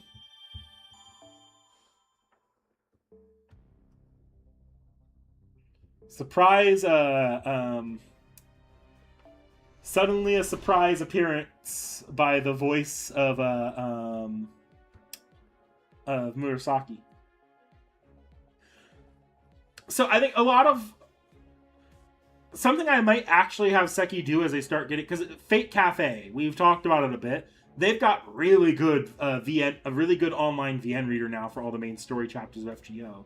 Now, assuming it doesn't get nuked out of existence, and assuming the plan goes forward where they roll out a slow trickle of past events and interludes, then I think I'm going to have Seki read some of that stuff on there instead of in the manuscript format.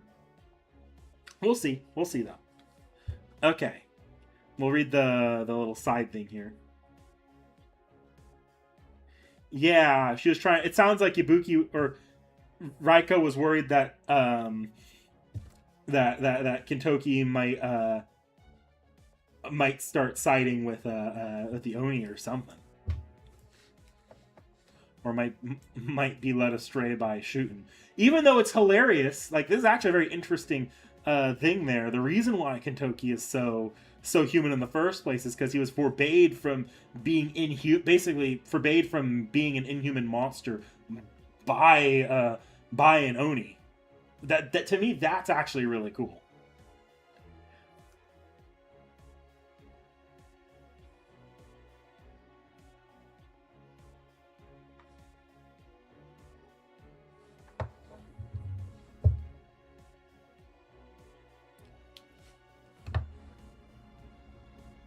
Yeah, that's the other way you can look at it.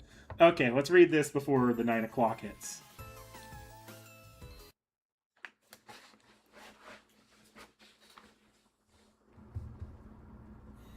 Yubai Mall, second floor bookstore.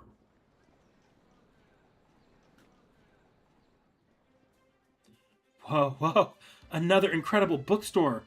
Brill. I might not be as charming as my personal favorite bookstore, but with such amazing selection, I can only bow respectfully. Yes, that's right. Sir Palanides used to talk about this all the time. He would say the planets in the Middle East star system, past the Sandstorm Nebula, were the cradle that cultivated modern civilization in academia. Now then, let's see. They not only have my usual go-to fiction novels, there's no shortage of practical non-fiction books, perhaps because this is a finance-focused city. Either way, one of the best parts of about real bookstores over online ones is browsing books from unfamiliar genres. Take this one, for example. 90% of villainy is who says it first. Yeah, that makes sense. Rich villain, destitute heroine. Love it.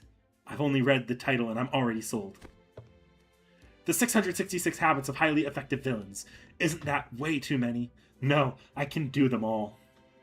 Everything goes well if you wear a swimsuit. If you want to go viral, get a useless dog. Just eat the villain diet. I need to not say the thought that went through my head just now reading the, if you want to go viral, get a useless dog. I need to not say that out loud.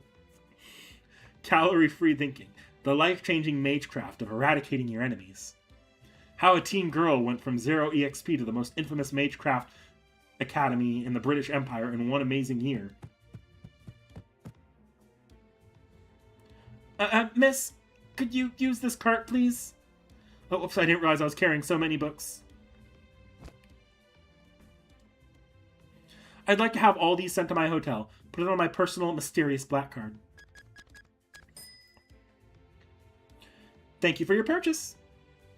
Very nice. This is the most satisfying shopping I've done in a long time. But it also looks like I spent too long here. There are still too many stores I haven't visited. Not only that, it's also noon, and I'm hungry. Ah! Okay, that's a pretty funny visual gag. Alright, time to find a place to replenish my energy supply. It's lunchtime. And of course, a mall this enormous must be absolutely packed with places to eat.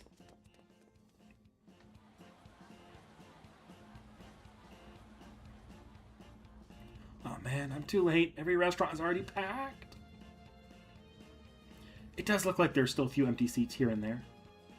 But what would be the point of coming all this way to Dubai if I just got a hamburger or fried chicken from the same chains I always go to? Oh, hang on, I smell something juicy and spicy. Now that smells like local cuisine. Even better, it's not too busy right now either. Shawarma? Shawarma. Is it some kind of kebab? Honestly, it looks really good. But I can't. I don't know why. But it just seems like something heroes eat.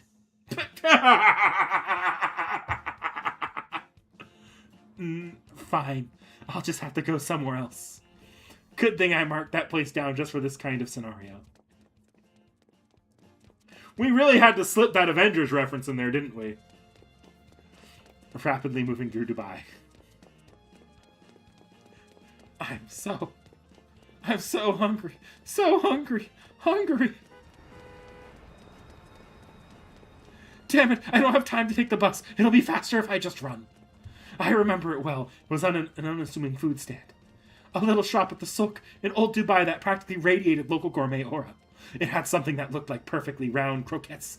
Oh, or maybe deep-fried meat dumplings. I almost missed it thanks to all the many new and unfamiliar sweets they had too. But whatever, I'm betting it's the king of Dubai junk food. That stand will satisfy my cravings for authentic Dubai cuisine. I just know it. Old Dubai, souk area.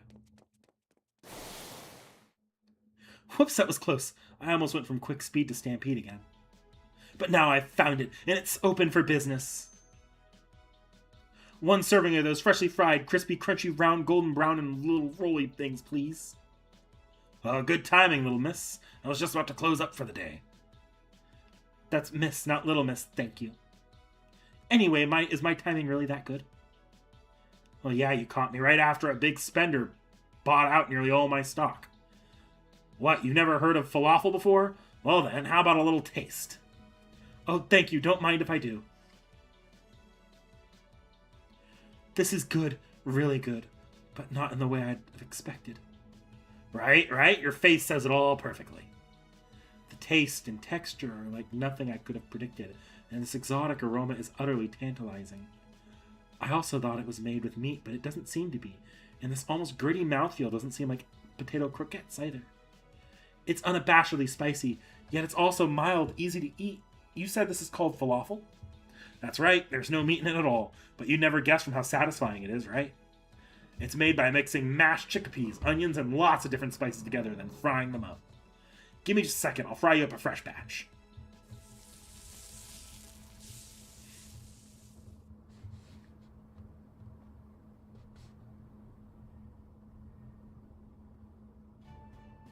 That was so satisfying. I accidentally flashed back to the servant verse while I was walking. Delectable. I'm so glad I didn't compromise and go with some older, more convenient shop. I don't buy that man's modest instance that it was just another regular food stand for 1 second. Not to mention, I was surprised to hear the big spender who nearly ate him out of stock was a guy with sunglasses who looked like big White Castle wall came to life.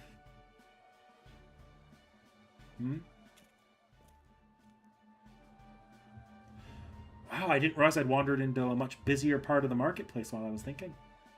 Well, since I'm here now, it'd be nice to finish off this meal with some classic Dubai sweets. I'm fairly sure I saw a bunch of sweet shops all around the old soak, too. At least I thought I did.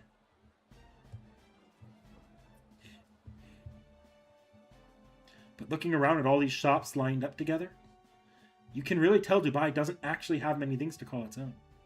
For example, most of the candy shops here are Indian. Whoa, that looks sweet enough to absolutely obliterate my taste buds. And Arab sweets like nafe and baklava are surely common in Turkey and Egypt too. They must have been brought here through trade and by religious people coming here on pilgrimages and whatnot. But that's not all. There's something else too. I may not be able to see it clearly in this moment, but I can still tell they have something in common deep beneath the surface. A past where these countries were defeated by a greater power and forced to submit to their rule. Those wounds always leave scars I'm fairly sensitive to. Their lingering feelings and pride can be sensed in the shadows of daily life, the architecture, and even in the subtle details of the sweets they adapted. The number of countries who have never been ruled by another are the exception to the rule, and by a wide margin. It's nothing to be ashamed of. If anything, countries like this should be proud of how they've managed to flourish. According to the history book I flipped through at the bookstore, Dubai was originally a small fishing village. It also explained that it eventually became home to pirate forces strong enough to rival European nations. I would have thought these people were desert citizens, though, and through, but they were actually pirates. The villain that I am, I can't help but be intrigued. I wonder if there's somewhere where I can learn what happened to the city before it became so rich. What's he doing here? He just went into a traditional building. It looks like a mansion in the desert. Old Dubai Historic District. I see there's a number of similar buildings here too. What is this place? Oh, a museum dedicated to the history of Dubai? Seems exactly the kind of place I'm looking for. My stomach is still craving desserts to cap off the delicious meal, but I think I can wait while I check this place out.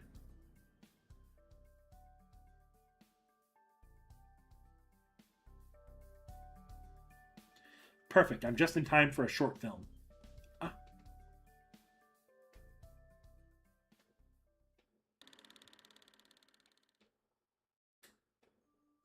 Dubai was once a small village that subsisted on fishing and whatever pearls its fishers could find in the sea. The oval-shaped town was surrounded by earthen walls. Goats and camels were kept as livestock, and many of the houses were made with palm leaves. Over time, this region's a strategic point along the Strait of Hormuz began to see ships from Europe's colonial empires passing through its waters.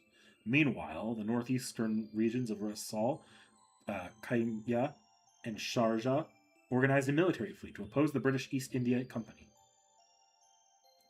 Sir Percival. To my shame, I had difficulty remembering his name when I first saw him here. Of course, I realize he's not the same Percival as the one from the Servant verse. There he is, a peerless knight and my nemesis. But even if he is a member of Chaldea, he's still a servant, like me.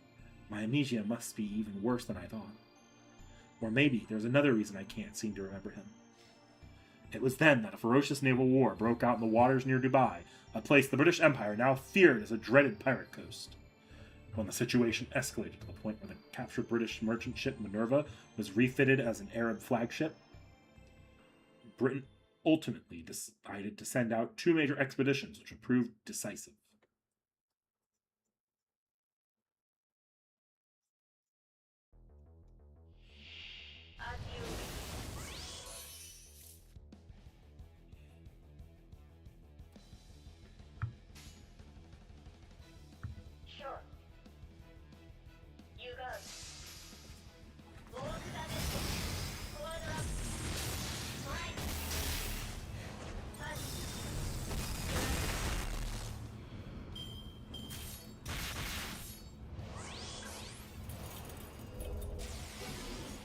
The orb has buff block. Okay.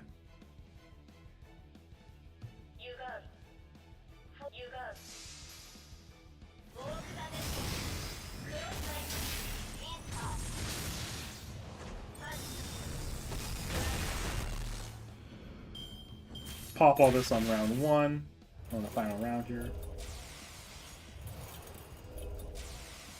But yeah, I see the buff block. How bad is that buff block? That's just 1. I can manage.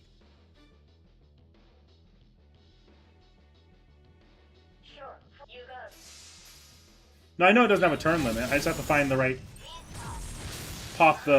Pick whatever buff I need the least. So if I see... I'll have to look through her kit, but...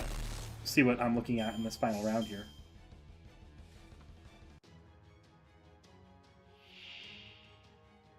Okay, so 3 enemies. Are you AoE or single target? I think you're single target. Oh, all strong against you. Okay.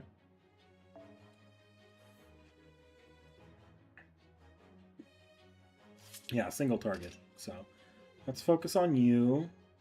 That's apply invincible and increase attack. That stop both of those. Buster card, and this is... This increases NP gain and decreases NP gauge. Now, it's probably not a good idea to lose that, but given you have a Buster NP, I'm actually not as worried about the NP gain. And now I get rid of that, and I can pop the steroids.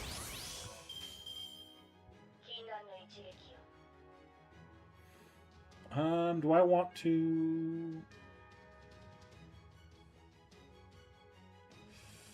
I got a couple options here. I can probably actually knock out both enemies and move straight on to Percival if I do something like that. But would that actually be enough to kill Percival? Let's give it a shot. Worst case scenario. I have the Invincible up. I can spar with Percival for a couple rounds.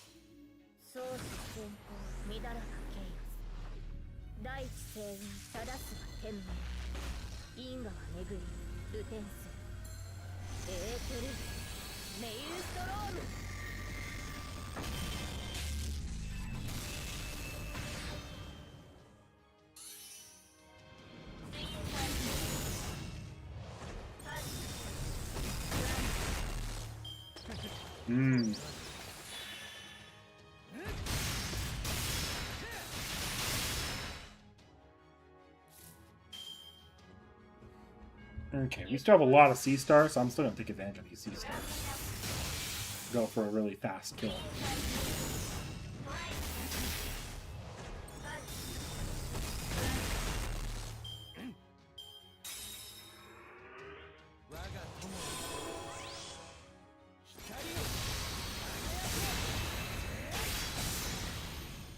Oh, that's not awesome.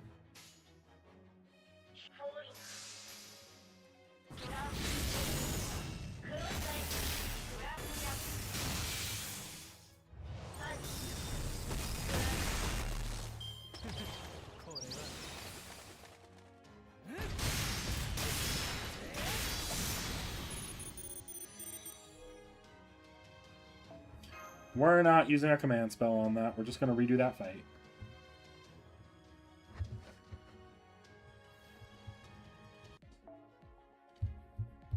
Basically, I should have saved the skill for post-break.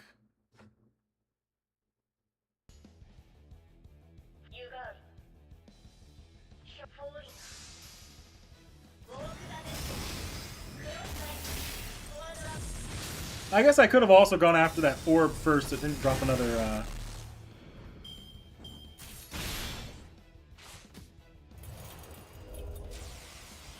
Oh, I managed to avoid it this time. Okay. Charge up NP so I go right into the next round with it. Yeah, you're right, Dakota Doyle.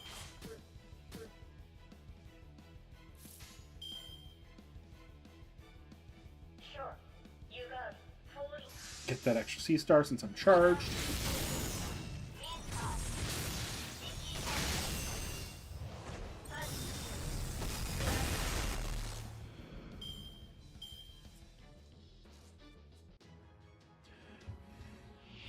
Alright, we're going to focus on Percival. I'm also going to make a strategic choice not to pop the Invincible this round. Nice as C-stars are, it'll probably be next round where I want to have that Invincible ready.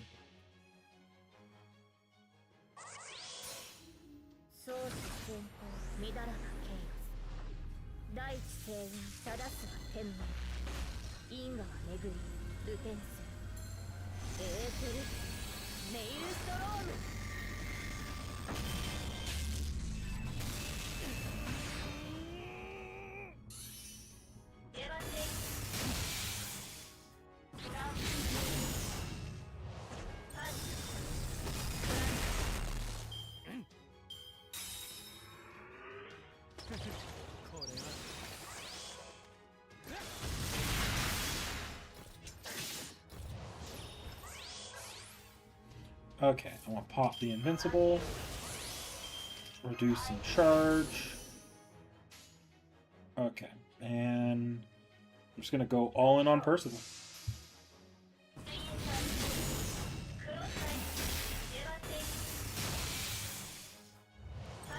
Hopefully I can get the kill next round with the NP.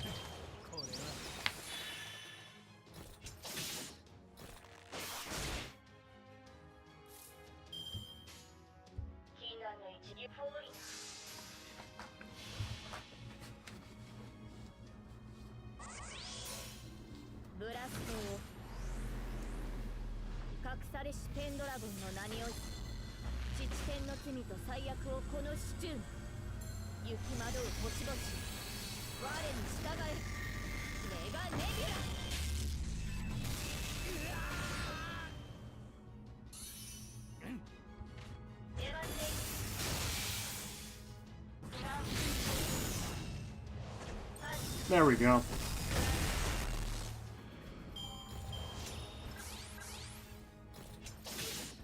Unless you get very lucky. Yeah, I know.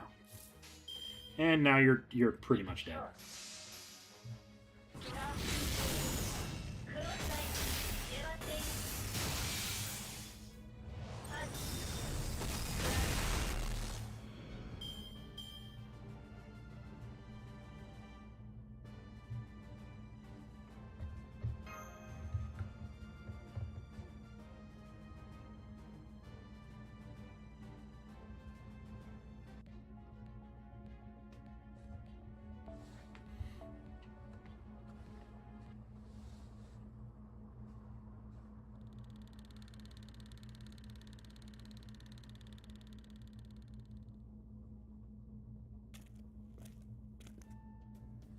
What a fascinating museum.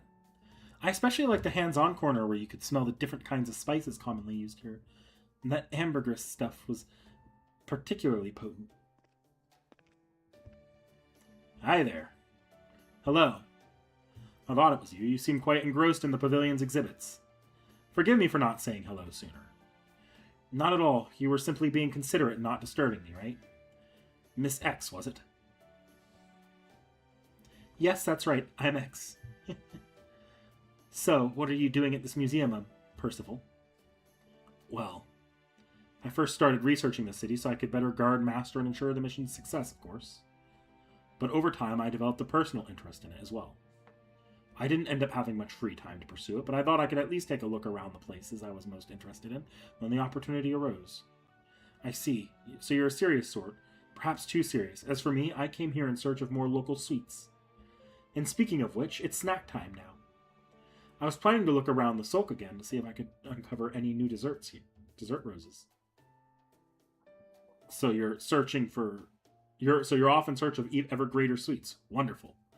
And from the look of it, you already have your eye on a particular shop or two. Very interesting. Fortunately, I still have some time on my own. Would you mind if I accompanied you? I guess that would be okay, but I don't want them running out, so I'll order first. Otherwise, I'll have to fight you to the death for whatever they have left. From what I see, Percival, you tend to eat too much of a single thing. If I were in your shoes, I'd prefer us to sample many different delicious things, never eating my fill of any one so that I was left with a nigh infinite unforgettable memories.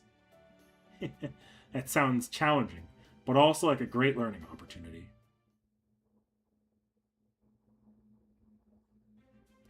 I've never tasted so many different flavors in such a short time before.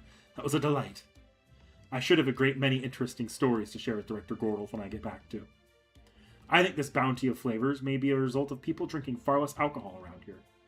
Of course, there's no reason a grown man should feel bad about enjoying sweets, but I do appreciate it not being an issue here. By the way, X, there's something I'd like to ask you. What do you think of this city now that you've seen it for yourself? What do I think?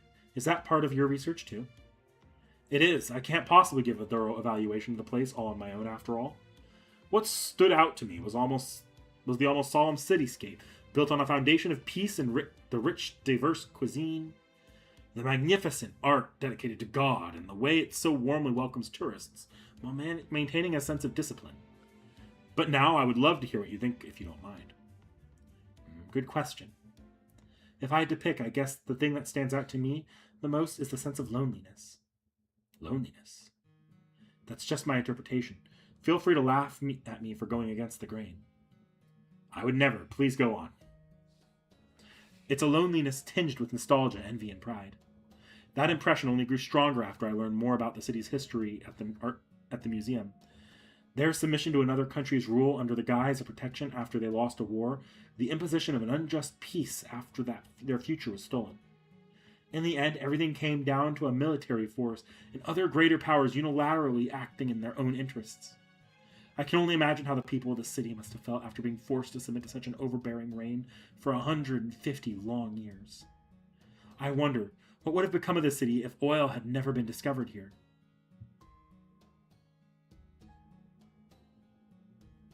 It was only after a few decades ago that the coastal countries in this region, including Dubai, banded together to form a confederation and win back their independence. From the standpoint of history itself, that is practically the blink of an eye. In those scant few decades, the city has undergone an incredible growth unlike anything the world has seen. That growth must have been the source of a great deal of joy for its people. You can clearly tell their pride in their city from the way its skyscrapers seem to rise directly out of the desert sands. And yet, I think they also realize what all this sudden growth was causing them to leave behind. The chaos of the Sultan hold Dubai. The few historic buildings that still exist around the museum, complete with their weathered earthen walls. They must be the city's roots, its precious memories. I think it's nothing short of a miracle that they still exist while there are still people from the previous generation who remember what things used to be like. And yet I doubt the city will ever stop marching along the path of progress. Indeed, that's why it seems so lonely to me. I see. Master told me this girl from another universe who had the same face as King Arthur is still missing some of her memories. So I can understand why she'd be drawn to the city's past and sympathize with its struggles. At some point, every powerful city will be forced to make a major choice. A choice to determine who they are and what they want to be, because nothing stays the same. Thank you, X. That was very insightful. I'm deeply grateful for your perspective. Oh, is that so? Does that mean you'd be willing to treat me to a round of that cutting-edge VR drone game they have in the mall? Drone game? I'm sorry, but I really must be getting back to guarding Master. Damn, it's no fun playing a game like that without an audience. I was sure I can get a monumental new score, too, one as high as the Burj Khalifa. Oh well, I understand. I suppose I'll just have to be content with sipping lemon mint juice by the hotel's night pool while I dig into my new books. That sounds fun, or that sounds as far from loneliness as one could get, at least to me. I never said I was on Dubai's side. If I get the chance, I'm considering seizing control of it and turning it into my own base, filled with gold and gourmet delights. Is that so? Well, I see.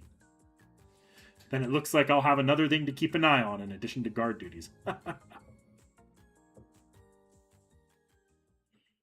Before FGO's launch. Doesn't surprise me from what I understand about Lord Lorges' character. Alright, we have 4 minutes before the next chapter drops. We have some time to faff around a bit. Go do that ascension that I just got for the one servant I don't have ascended. 3 quarts!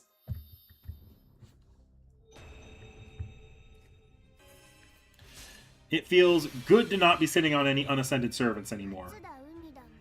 I sat on that for a week, and it was a painful week. Though I don't think I have the EXPs to make this fully work.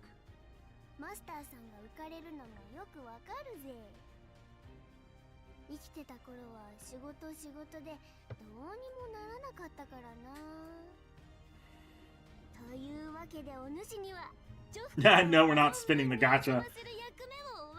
I'm gonna spin the gacha once we hit the BB Dubai MHXXA banner and all that, but that's not gonna be for a minute. So maybe I can drop some friend point gacha if I need some more EXPs. Like, yeah, I'll drop some friend point gacha to get the last couple EXPs I need for this. We're not dropping the we are not hopping into the main gacha though. There's nothing I'd want to roll on. No. I literally have every servant on rate up right now, I think. Yes, I have every servant on rate up at the moment. We'll drop 3 10 spins on this. Get some EXPs. That'll probably not be enough to do what I need to do. Oh shit, I just dropped a 100 spin, didn't I? Yep. Oops. Don't want to drop too many of those. Okay. That's enough.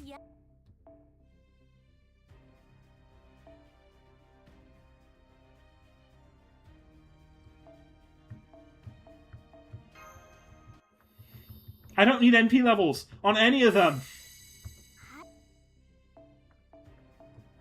I have NP2 Kiara.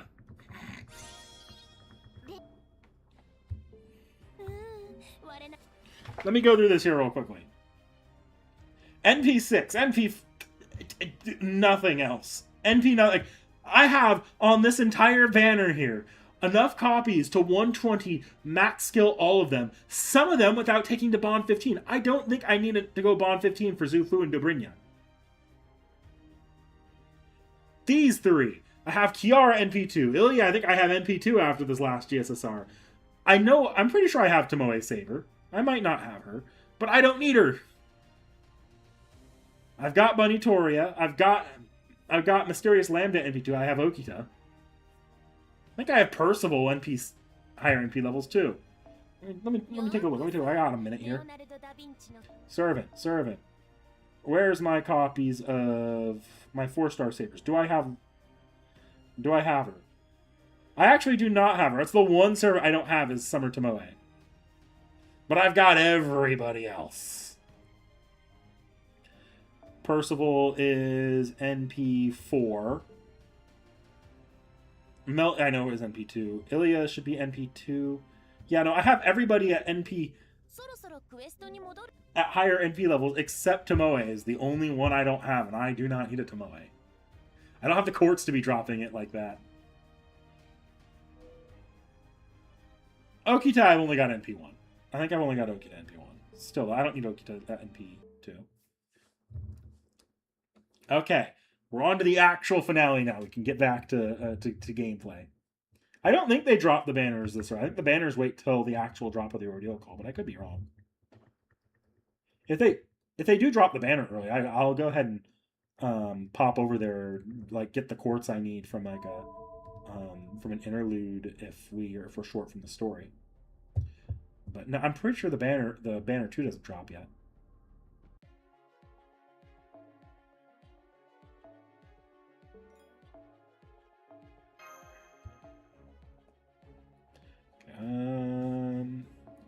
All in on proofs. I'll go take a look at the banners here, because we're approaching the point of no lifing it. Yeah, no, it hasn't dropped yet.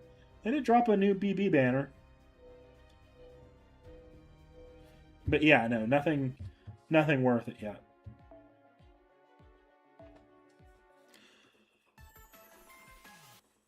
For that final fight that we're going to be doing here soon, I do need to make sure I switch on my QP That actually gives you a good amount of QP.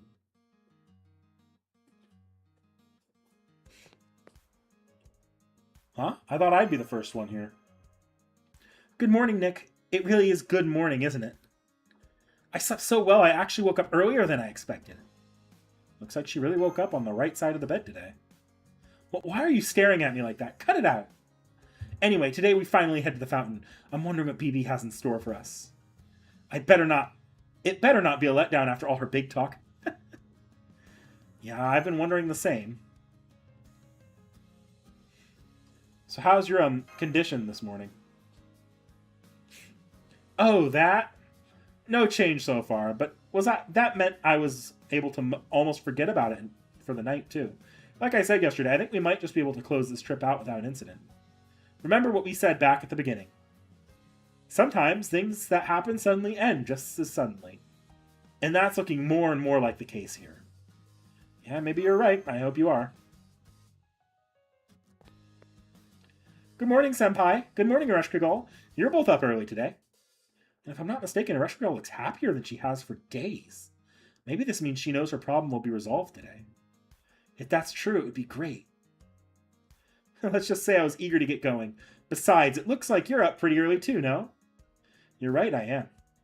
I'm looking forward to the show BB promised at the plaza, and getting up to the Burj Khalifa afterward. I can't wait to see the view from the tallest building in the world. Good morning. I can't believe it's already the last day. But no more of that. I'm not going to let this bring me down, no matter how heavy I might be. As long as I have this swimsuit you gave me, Nick. I'm the best, most dependable guide in all the Sakura 5. You sure are. I hope you'll stick with us till summer break's over.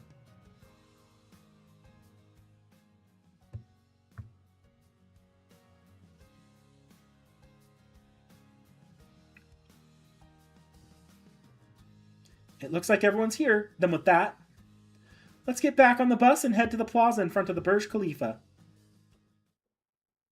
I do have Summer BB, actually. I got her a long while back on a GSSR, and now I'm happy I have her because I have the C.I.E.L. I can do C.I.E.L. comp stuff with her. Which was not an option for me before I got her in JP. I ended up getting her in JP, and then I never used her for C.I.E.L. comp stuff, though. Hey, the seal's broken. Nothing stopping us from going inside now. So now that our time in Dubai is almost over, yes, Master? I think we can all stop pretending we don't know what's going on. Huh? Huh? What are you talking about? I figured as much. Mash, since you could tell something was up with Master after spending so much time with him, it only stands to reason that the reverse is true as well. Put differently, we should have known there was no way we could hope to hide this. So wait, does that mean our attempts to be considerate to each other ended up twisted into something weird?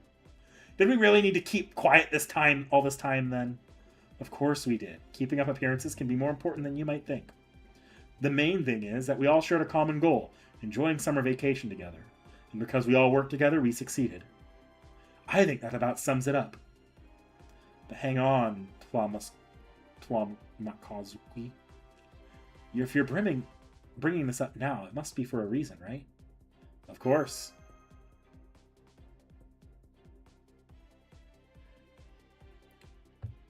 BB's been on our side in the past, but I'm not sure if she is this time.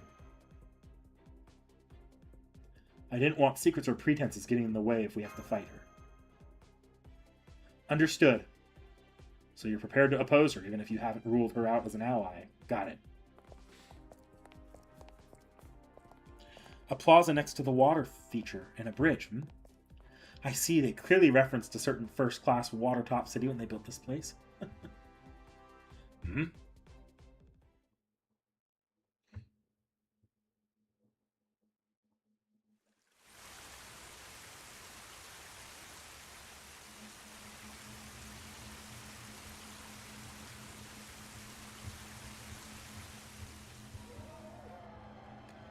Whoa, it's them, the heroes who are going to max out the joy counter. It's Master Nick and his servants. Man, he looks so sharp and dependable. You can tell he deserves to be the last master of humanity.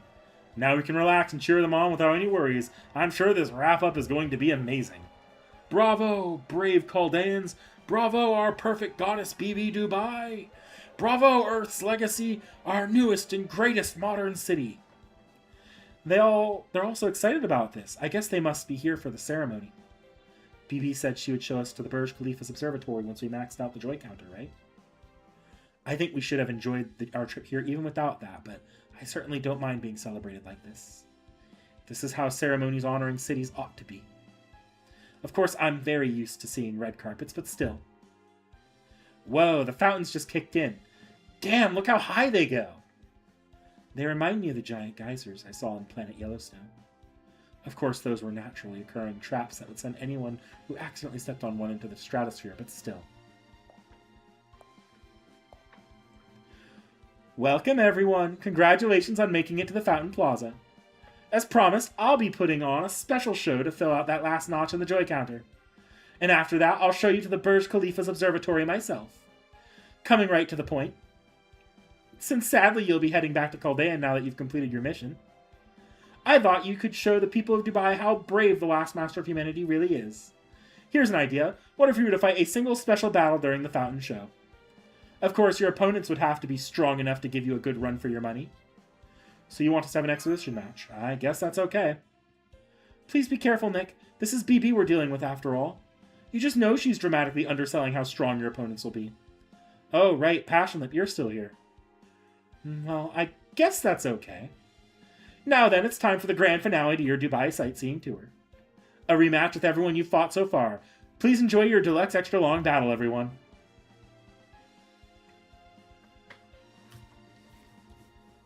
Okay, we need to set this up for QP as best as possible. Is there anyone who has a good QP CE on right now? That is actually like the secret sauce of this moment here. If not, we will live if I can't find one quickly amongst any of the common supports, but it'd be preferable. Honestly, anything other than quick. As long as I don't see a Summer Scott E with it on, mostly fine. We'll refresh a few times, see what we can do, but I'm not... Oh, look at that! Castoria. Perfect. We're going into this basically set up for QP instead of event drops.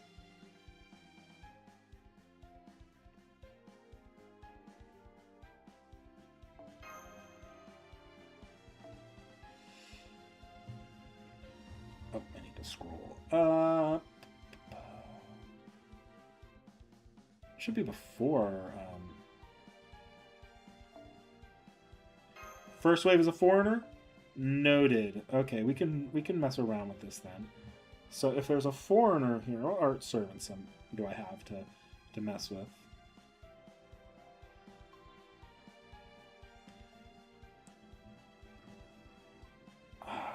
Zufu. If Zufu's here, it's an Avenger.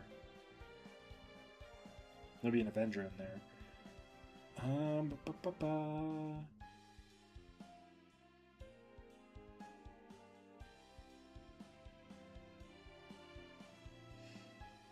Oh, I know. There shouldn't be a... Oh, no, there's a Moon Cancer here, isn't there? Of T.H.E.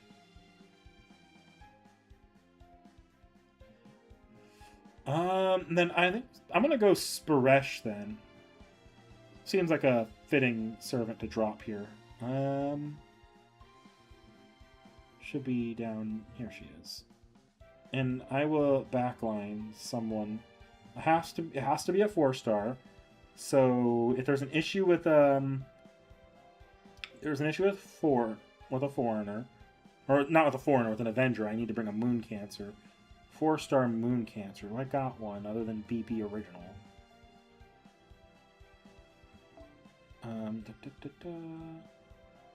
Let's sort the... I should not be sorting this by bond level for this kind of quest.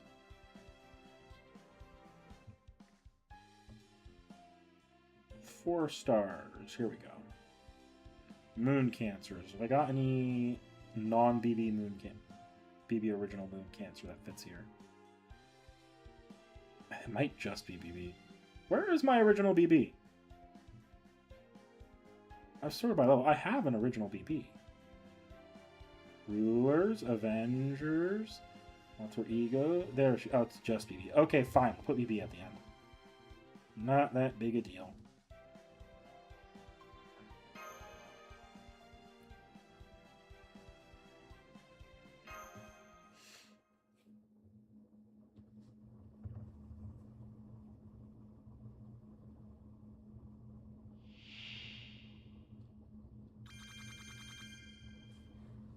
Okay, actually, I might not be fighting an Avenger. Oh, that's right. They give Mordred Sure Hit. Oh, God, I forgot how much I hated this fight. Okay. Okay, pop that. This fight's probably going to last a while, so Space Rush is actually a really great option here.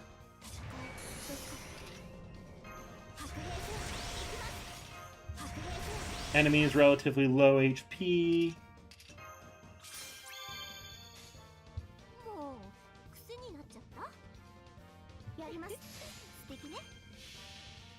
Only a single evade? Good. I should have popped another skill first, or another attack first, like from Castoria Honor then. But I'm not worried about this.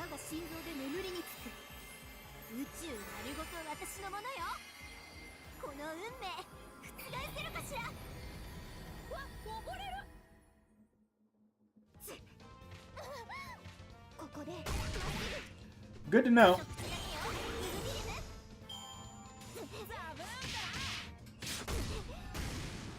Ooh, wow, you did a number on Castoria there. What are you doing there, traitor?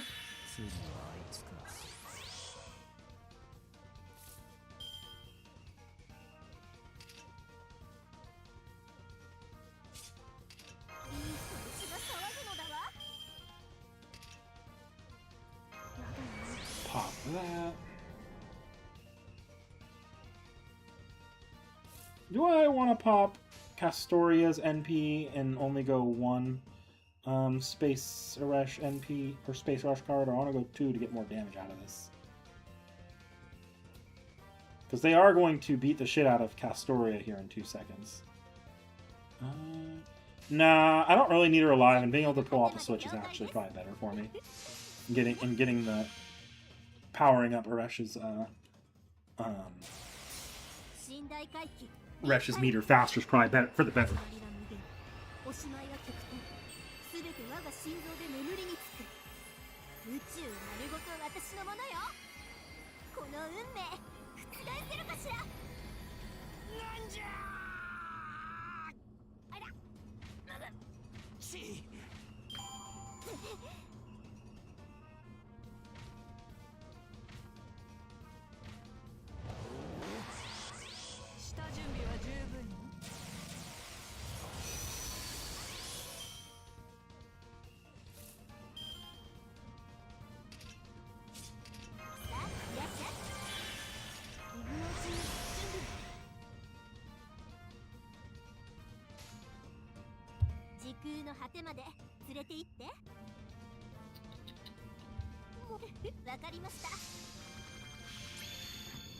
Next round, I'll pop the skill 1 on Aresh. I didn't do it this round because this round she still got all her Castoria buffs. She will get a kill.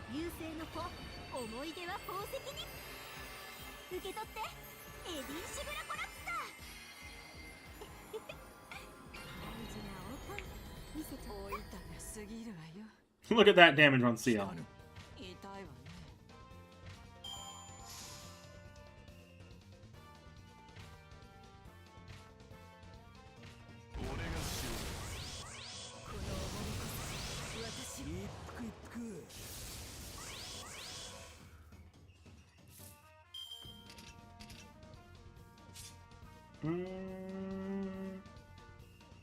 Nah, I think I can go one more round before I pop it.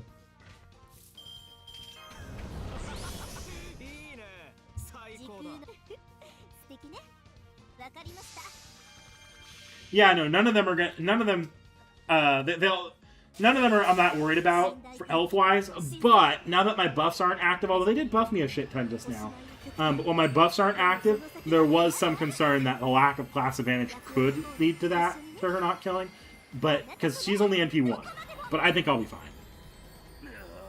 Yeah, that damage bonus C.E doesn't number.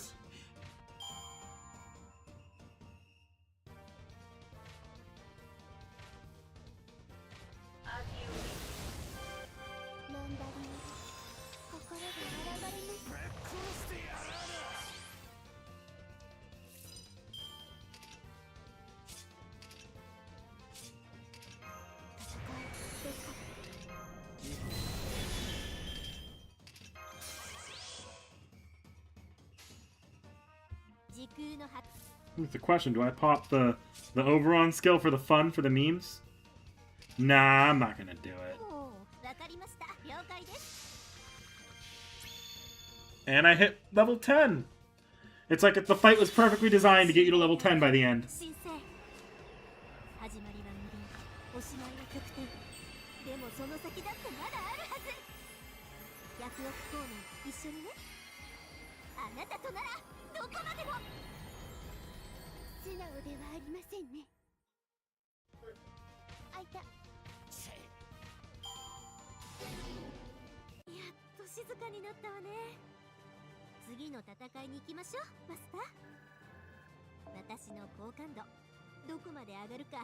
Hey, look, I need that, Matt.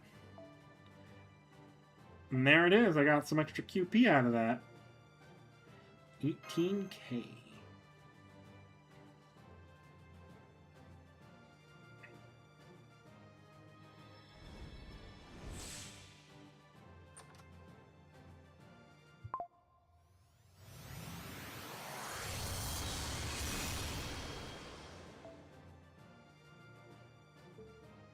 Why didn't Yuki Teach's profile just randomly update there? Hers specifically.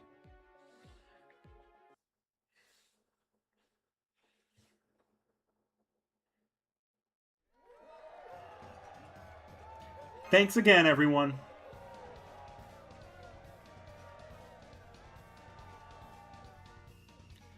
That was incredible. I felt like I was watching one of those premium sports matches you have to pay to tune into. Huh? When did PB slip away? I'm glad XX Alter and I thought to go over to fight the other side. That was a great workout. There really is no better battle than one against a friendly rival. I can't believe even BB even prepared a three-dimensional dummy model of that mysterious executor person. She really must be rich. It was very well made as models go, but I do think one mysterious figure is plenty. Look, that was the last bit of joy. The counter's about to tick over.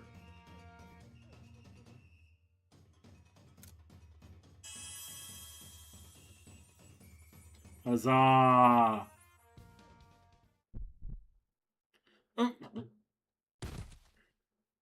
Areshkagol? Areshkagol!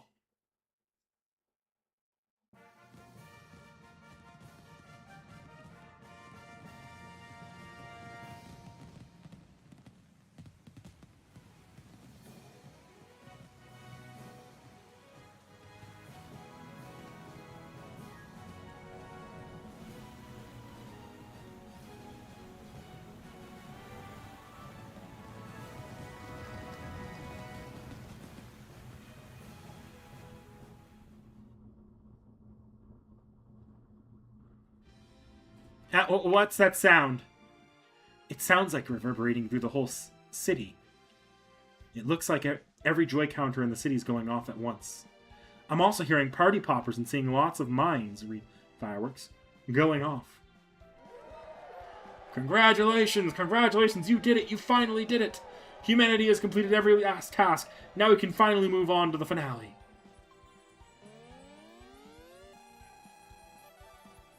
What the fuck? Part of the joy counter just moved aside. There were this many digits hiding behind it. This just grew like Pinocchio's nose has gone haywire, too. And wait, now there are more numbers packed in here. What is this? The total joy for all humankind has been maxed out. There's nothing left for you to do. Now, at long last, you can all go away for good. Congratulations, congratulations, congratulations, humanity, on your graduation. Congratulations, congratulations, congratulations, congratulations. Ah, stop that. Cut it out, good little boys and up, boys. Hands off the tail. Stop tugging on it. Ah! The crowd's swallowing me up, literally. Tiger, no. Stop that. No touching, please. No tugging my tail. No getting on my back, either. This is well beyond acceptable fan behavior. Haha, that's good enough. Stop it, stop it, stop!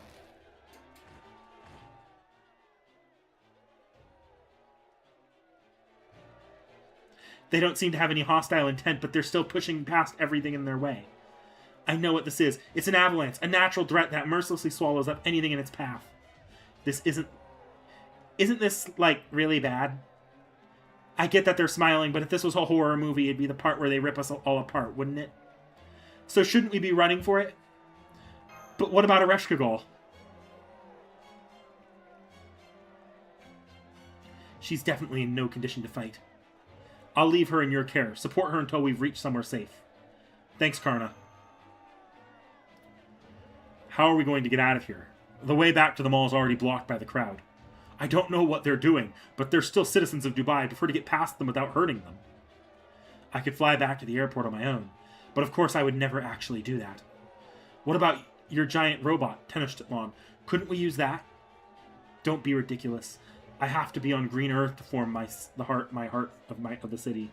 I might have been able to use it while we were in the heart to travel directly to Dubai. But even if I could form it now, it would be impossible to push these people without hurting them. I can only use my fingers delicately on Tlamakoskwi. Any other human I tried to pick up would just go splat. So that's the matter of motivation, huh? I understand I can't perform at my best unless it's with someone of my type either. Isn't that right, Miss Zufu? Ah, even in crisis, your hair is still as beautiful as ever. Hey, there's a thought. Let's leave this creep here as a distraction while the rest of us escape. Oh, I just thought of a place without any people. The path to the Burj Khalifa. The citizens are all coming from the mall, so the Burj Khalifa should be deserted. That's it. Come on, everyone. We'll make for the Burj Khalifa.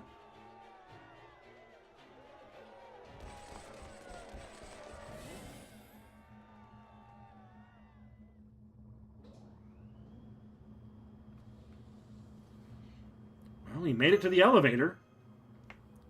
It's going up very slowly, but it doesn't seem like it's going to stop along the way. I know the plan was originally for us to go up to this observatory once the joy counter was maxed out. But I'm not really in the mood to celebrate. I wonder if this is another one of BB's schemes. She caused her share of problems, but she's never done anything to outright harm Master like this before. Oh, what the? Did you see something, Lit? Take a look outside. This...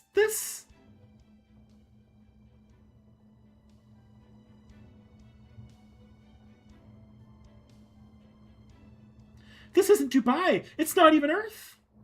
We're on the moon. The whole city of Dubai is fake and it's on the moon. What the hell?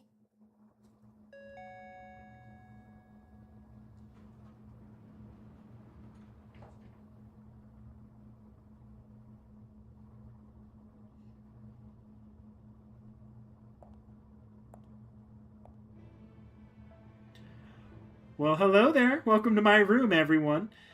This is your final destination for this summer, a museum from which to oversee humankind's final moments. Thank you so much for maxing out the joy levels. AI like us couldn't pull that off. Which is why I decided to have a human from the 21st century, that is you, help us. Now, at long last, we can begin the election to decide how humankind will end.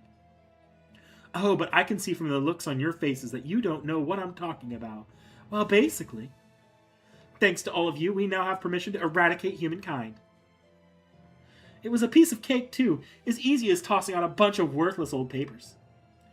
in so many ways. It was a perfectly pathetic annihilation for such perfectly pathetic intelligent beings. You're not BB, are you? Ouch, how could you say that? Of course I'm BB. I'm an AI created by humankind to preserve and manage it. Come to think of it, your goal is to go back home to Chaldea, right? To return to your homeland where the rest of humanity's biosphere is, right? Forgive me for laughing, but that's hilarious. I can't think of a funnier joke. No, an entire comedy. You want to go back home? What home? This is the year 3019. You're in Moon Dubai, a city built on the lunar surface. I'm afraid there's no one left on Earth anymore.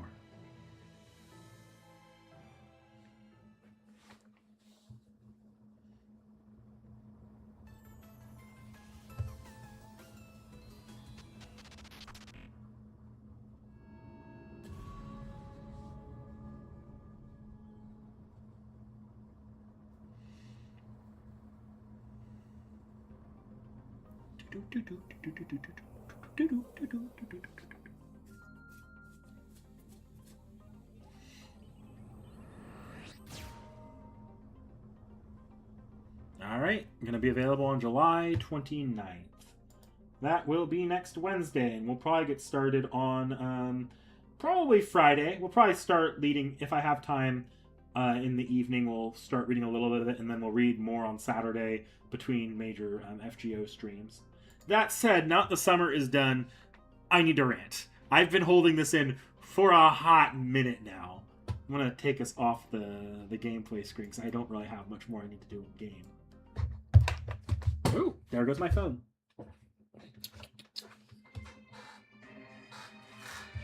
How did I exit Ordeal Call when I dropped my phone? Okay, so whoever decided to like just spoil the fact that the summer is an Ordeal Call prologue was dumb. Like, I don't know what the fuck they were thinking. The entire summer story is building up to a mystery. It's building up to, oh, what's going on here? What could this be? And the entire final needle drop is, oh my god, that's an Ordeal Call. So why the fuck did the anniversary that announced this? I realize in NA there's not much they could do about this. But in JP, the anniversary where they announced this with the Ordeal Call being specified here. I get giving people a little bit of a heads up. Like, obviously, like, they can build up that there's a mystery for some reason. Oh, look at that. It's a 45-a-day event. Why might that be? But they spoiled every bit of intrigue that chapter had. Anything else had nothing to it. It was mostly... and it's... For as far as summer events go, every summer event is, like, pretty stuffed with like little filler fluff moments, and they're cute, they're fun, they're well written here too. None of them have a problem. They're pretty well paced, they're pretty well sized. But the story had no meat other than that mystery of what's going on with this weird singularity that may also that's having effects on people like Ereshkigal. What is BB doing? Why are all these characters here? It's supposed to be hinting that, oh, this isn't Earth, this is an Ordeal Call. There's weird stuff this is not just any summer event. And they spoiled it in the promotional material. Why? Sorry, I had to get that out of my system. That has to be one of the stupidest things I've ever seen as far as like trying to pull a twist like that off in FGO goes. Seraph was handled better as a secret epic of Remnant. And that wasn't even like released as a main chapter. This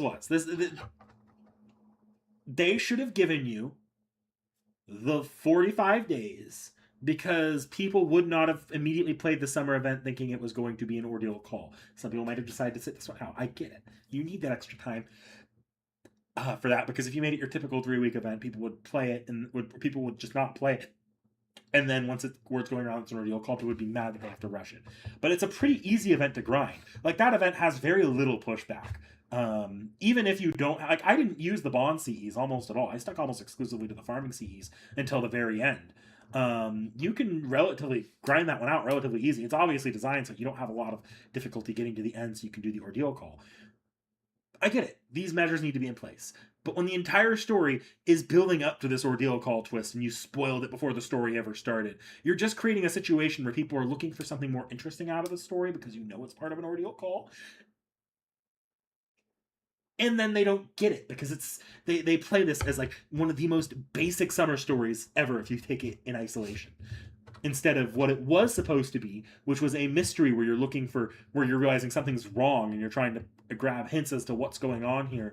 Really, like, it's probably obvious after a minute, I'm sure, but I don't know, guys. Like, I feel like spoiling your mystery in the pre-release material was just a bad idea.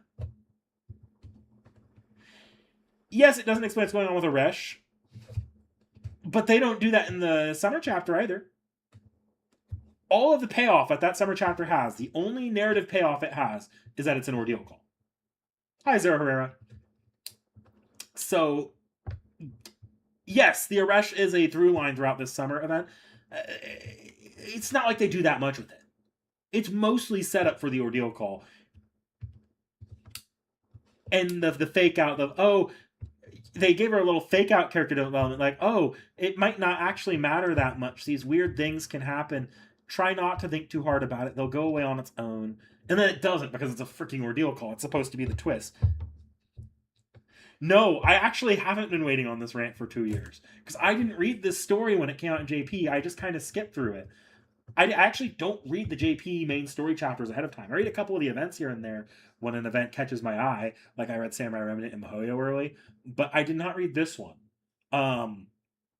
No, I was thinking, like, this rant was sitting with me since about halfway through the event, around the day, like either the day of the horse race stream or the day before, somewhere in that range, where I was, oh, wait, this is all this chapter is going to be. The slice of life sections are okay, but also the main story, the mystery, and they're actually playing it up as a mystery here. This isn't like they're they're building to an inevitability. No, they're treating this as an in-story mystery that you're slowly supposed to piece together, that this isn't proper Dubai, and that this might be an ordeal call because all their class funkiness. They're building that as a mystery, not as an inevitable conclusion, which hurts the story because they've already spoiled the answer to the mystery. So, yeah, no. I haven't been sitting on that for 2 years, thankfully. That one I have not been sitting on for 2 years. Actually, I don't really have a rant that I'm sitting on for years, because like gameplay rants, I can go on a gameplay rant on FGO about how they keep releasing these meta supports, but the content isn't actually keeping up with them, and nor do I really want the content to keep up with them, because you start getting into the issue of power creep and designed. Yeah, I've got my own rant about the state of the JP servant releases and why I actually feel like we're getting we're preying on FGO players' base instincts here as far as how they're designing servants now for the 5-star banners. It's no coincidence that they've dropped a bunch of meta, potentially meta 5-stars that are doing things players want them to be doing in the meta relatively in quick succession, because they want players to feel the FOMO of a Castoria of a Koyanskaya, but they also don't want to do the legwork to make sure that FOMO is warranted, like they did with Castoria, Koyanskaya, and Scotty. Because at least those servants, like, oh well, the game is being designed around these characters being played, so having your own allows you to keep up with it. No, that's not the case with Erd. That's not the case with Asclepius. Is that his name? That's not the case with those characters. They're just there to make you feel like your numbers are going up, even though your numbers don't genuinely need to actually go up. And oftentimes the team comps you're putting them in end up having to be complicated enough that it's just not, like, you're not no-braining it, even though you are getting more damage than you are 3-turning. There's no real, it's not like you're doing no-brain comps, you're just getting better damage numbers out of it. And it's not like we've had a lot of boss fights. They just released the shortest chapter in the world, which really didn't benefit from the meta supports, because it was grand raid stuff, and good grand servants actually support themselves. So I don't know. That's my JP rant, but I wasn't holding on to that one for 2 years. I've got no real story rants on JP right now. I'm either undecided because I'd rather see how it plays out in execution if there's problems I have, or I'm willing to just throw it out there if it's something I think is particularly stupid. Like I've done my Olga rants before, and how I didn't like how that part of the game was designed at the time. I've softened a little since they do the Olgas get a little bit of a recap right before the final chapter. Still, though, it's a little they're a little rough. I do dislike how they're handled a bit, but there's nothing you can do about it. All right. Well, we've hit the natural end of this chapter. We are approaching anniversary week. Now, I'm not actually sure what I'm going to be doing the next week. I have to think on it a bit. So, Saturday, I'm coming back with Vorn for a build stream, for a Lego build stream. A little bit of a preview. He got me this set for my birthday a while back. This is what I'll at least be starting. So, we'll be putting this together during the stream Saturday. I don't know if I'll finish. If I don't finish, we'll be maybe I'll take a couple hours the anniversary Saturday and go for it. Zahara Wolf got auto translated. Against Olga's probably helps. Yeah, that does help a lot. The other but as for stream plans next week,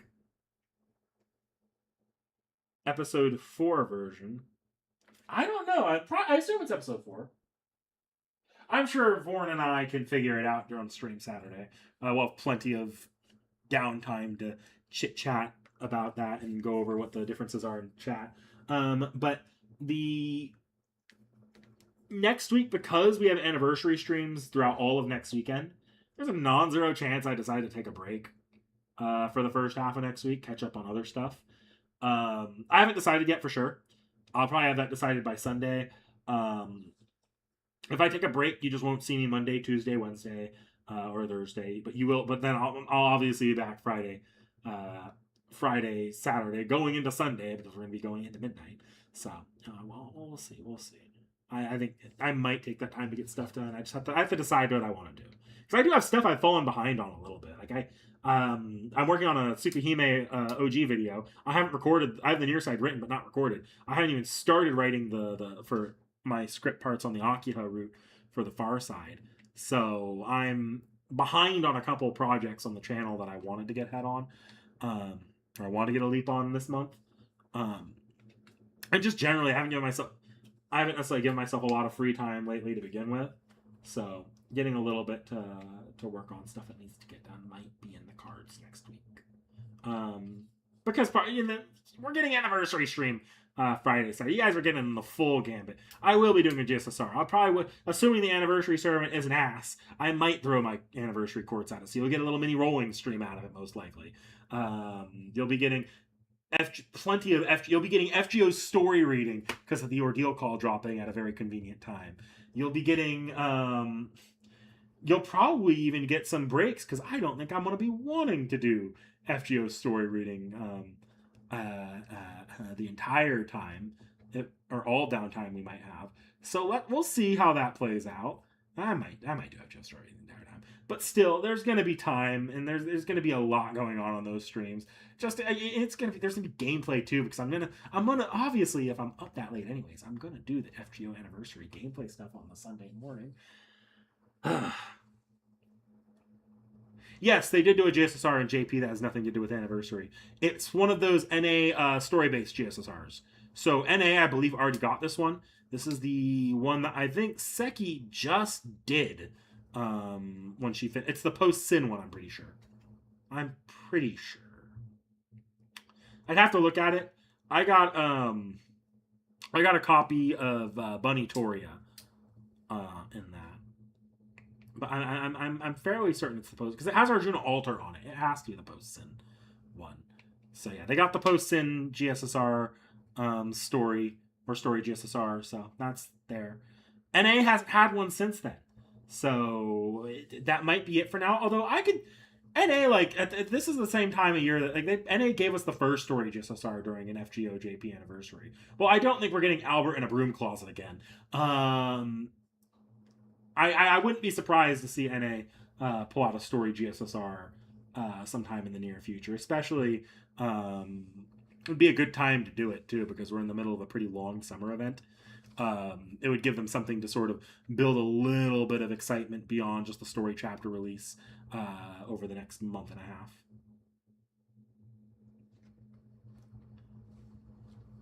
What are you asking about? What about Zahura? All I was saying is that I wouldn't be surprised if NA did drop another story GSSR on us for the probably for I would assume if they were to drop another one on us, it would probably either be for I'd have to look at the GSSR that we did get. FGO story GSSR 3. What is that one? What is on that one?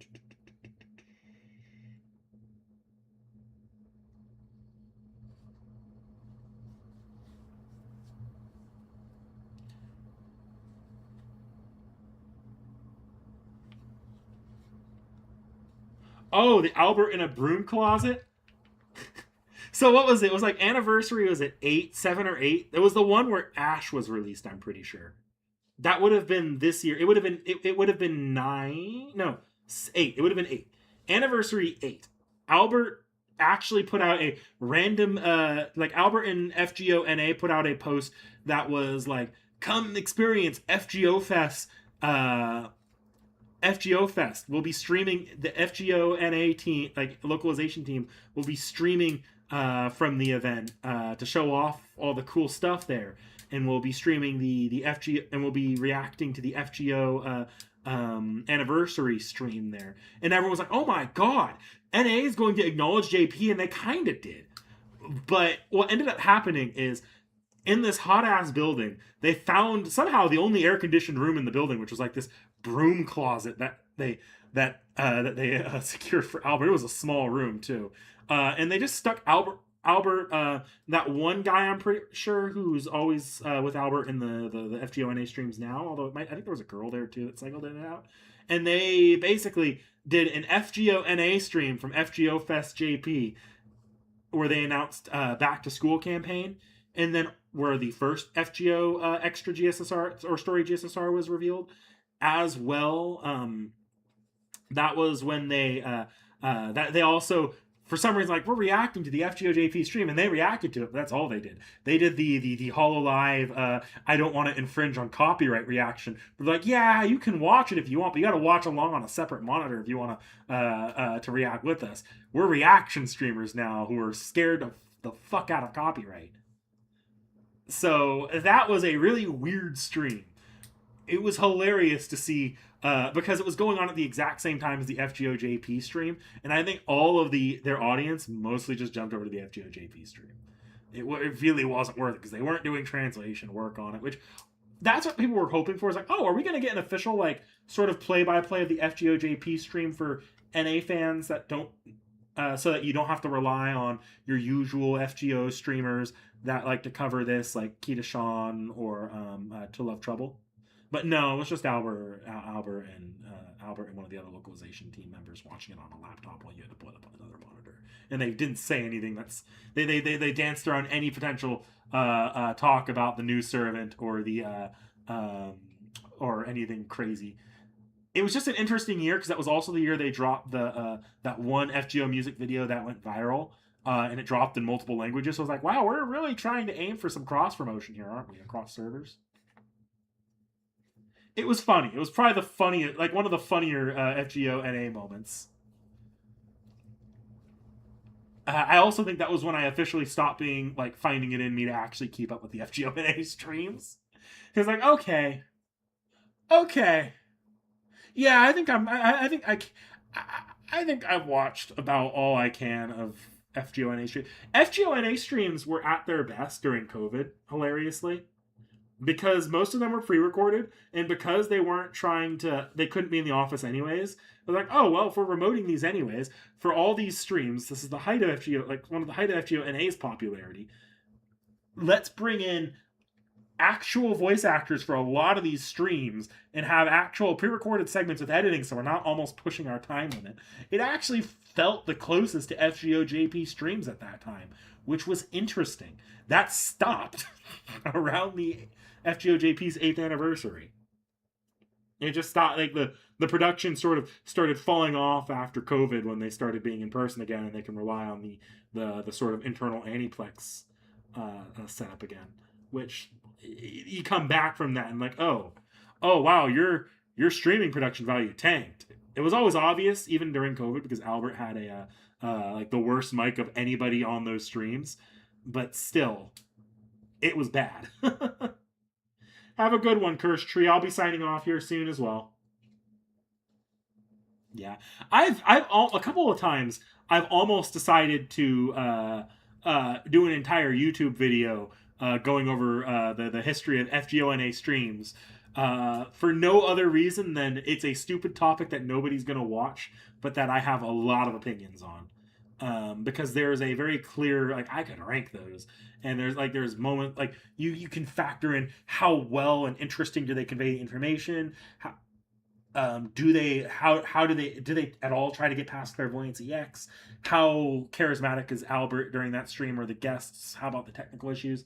I really wanted to go through and watch all of them from the beginning and see how they improve, like the incline and decline of quality, because I could identify like that COVID one specifically was a really easy one to identify, but I never ended up doing it because most of those streams are nuked from the internet. They're lost media unless you could find like some like VODs of streamers having watched them in the past.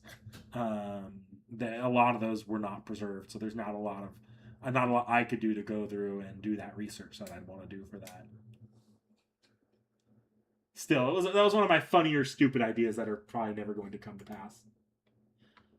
All right. Well, I'm gonna get going. I will see you guys back Saturday and for the build stream.